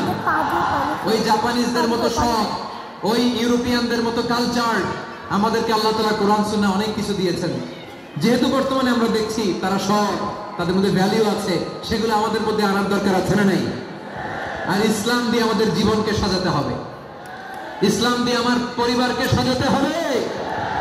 ইসলাম থেকে, কোরআন থেকে প্রেসক্রিপশন না নিলে জীবন সুন্দর হবে না। কোরআন থেকে প্রেসক্রিপশন না নিলে সমাজ সুন্দর হবে না। কোরআনের প্রেসক্রিপশন না মানলে রাষ্ট্র সুন্দর হবে না। কোরআনের প্রেসক্রিপশন অ্যাপ্লাই না করলে শুধু দুর্নীতি দমন কমিশন দিয়ে দুর্নীতি বন্ধ করা যাবে না। এজন্য কোরআনের আইন আমরা চাই কি চাই না? প্রিয় ভাইয়েরা, হিউম্যান রিসোর্স ডেভেলপমেন্ট, মানব সম্পদের উন্নয়ন, আমাদের সরকার যেন এদিকে নজর দেয়। আমরা যেন এই ব্যাপারে যত্নবান হয়ে উঠি। যাকে আল্লাহ যে যোগ্যতা দিয়েছে, এই যোগ্যতা দিয়ে আমরা যেন ইসলামের জন্য, দেশের জন্য কাজ করি। আমরা যেন আমাদের স্কিল ডেভেলপ করি, আমাদের পটেনশিয়ালকে ডেভেলপ করি। মোরালিটি, ভ্যালিউজ নিয়ে শাইখ আহমদুল্লাহ আলোচনা করেছেন, এগুলো দিয়ে যেন আমরা আমাদেরকে সাজাই। আল্লাহ তাআলা আমাদের দেশকে তুমি নিরাপদ করো, আমরা পড়ি আমিন। আল্লাহ আমার 18 কোটি জনগণকে তুমি জনশক্তিতে রূপান্তরিত করো, আমিন। আল্লাহ আমরা হাতে হাত রেখে, কাঁধে কাঁধ মিলিয়ে ভাই ভাইয়ে যেন এই দেশকে গড়তে পারি, আল্লাহ তুমি তৌফিক দান করো, আমরা পড়ি আমিন। আমার প্রিয় মহিউদ্দিন ভাই বলেছেন, হুজুর এমন একটা ঘোষণাপত্র দিয়ে যাবেন আজকের এই ঐতিহাসিক যশোরের প্রোগ্রামে, যেটা গোটা বাংলাদেশে মানুষ এটার উপর আমল করে। আমি যে কথাটা বলেছি এটাই, আসুন আমরা আমাদের জনসংখ্যাকে জনসম্পদে ট্রান্সফর্ম করি। আমাদের জনসংখ্যাকে আমরা যেন জনশক্তিতে রূপান্তরিত করি। জনসংখ্যাকে ট্রান্সফর্ম করে জনশক্তি দিয়ে আমরা যেন আগামীর বাংলাদেশ, স্বাধীন বাংলাদেশ 2.0 কে গড়ে তুলি। আল্লাহ তাআলা আমাদের সবাইকে কথাগুলো বোঝার আমল করার তৌফিক দান করুন। এই জেনজি, ক্ষমা করে দিও আমাকে, অনেক দমক দিছি, বকা দিছি। আল্লাহ তোমাদেরকে করুক, কবুল করুক, যশোরবাসীকে কবুল করুক, দিনকে কবুল করুক, এই মেডিকেল কলেজকে কবুল করুক, ইসলামের জন্য বাঁধ ভাঙা এই জোয়ার এবং উচ্ছ্বাসকে আল্লাহ তাআলা কবুল করুক। হাযা মা ইনদি ওয়াল ইলমু ইনদাল্লাহ আলাইহি তাওয়াক্কালতু ওয়া ইলাইহি উনীব। সুবহানাকাল্লাহুম্মা বিহামদিকা আশহাদু আল লা ইলাহা ইল্লা আনতা আস্তাগফিরুকা ওয়া আতুবু ইলাইক। আল্লাহুম্মা আমিন। রব্বানা ظلمنا أنفسنا وإن لم تغفر لنا وترحمنا لنكونن من الخاسرين. ربنا آتنا في الدنيا حسنة وفي الآخرة حسنة وقنا عذاب النار. وبشال আকাশের মালিক, বিশাল জমিনের মালিক, তোমার আকাশ বাতাসের তুলনায় আমাদের হাত দুইটা বড় ছোট্ট রে আল্লাহ। ছোট দুটি হাত পেতে বুক ভরা আশা নিয়ে তোমার শাহী দরবারে চেয়ে রইলাম। আমাদের জিন্দেগির গুনাহ খাতা তুমি মাফ করে দাও। আমাদের আব্বা আম্মা, দাদা দাদি, আত্মীয় স্বজন সবার গুনাহ খাতা তুমি মাফ করে দাও। আমাদের যত আত্মীয় স্বজন কবরের বাসিন্দা, প্রত্যেকের কবরটারে তুমি কোরআনের নূর দিয়ে মুনাওয়ার করে দাও।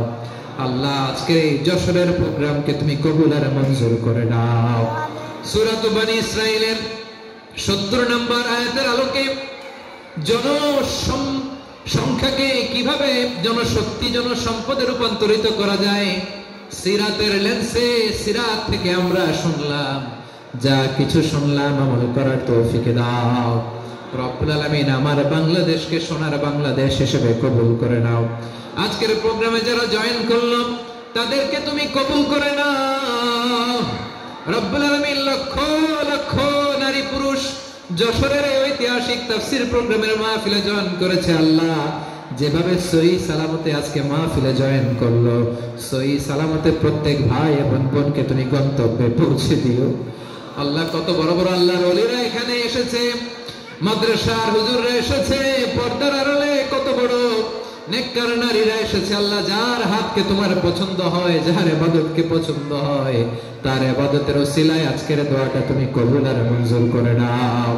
রব্বানা তাকাব্বাল মিন্না ইন্নাকা আনতাস সামিউল আলিম ওয়া তুব আলাইনা ইয়া মাওলানা ইন্নাকা আনতাত তাওয়াবুর রহিম। সুবহানাকা রাব্বিকা রাব্বিল ইজ্জাতি আম্মা ইয়াসিফুন ওয়া সালামুন আলাল মুরসালিন والحمد لله رب العالمين. واجعل آخر كلامنا عند الموت لا إله إلا الله محمد رسول الله.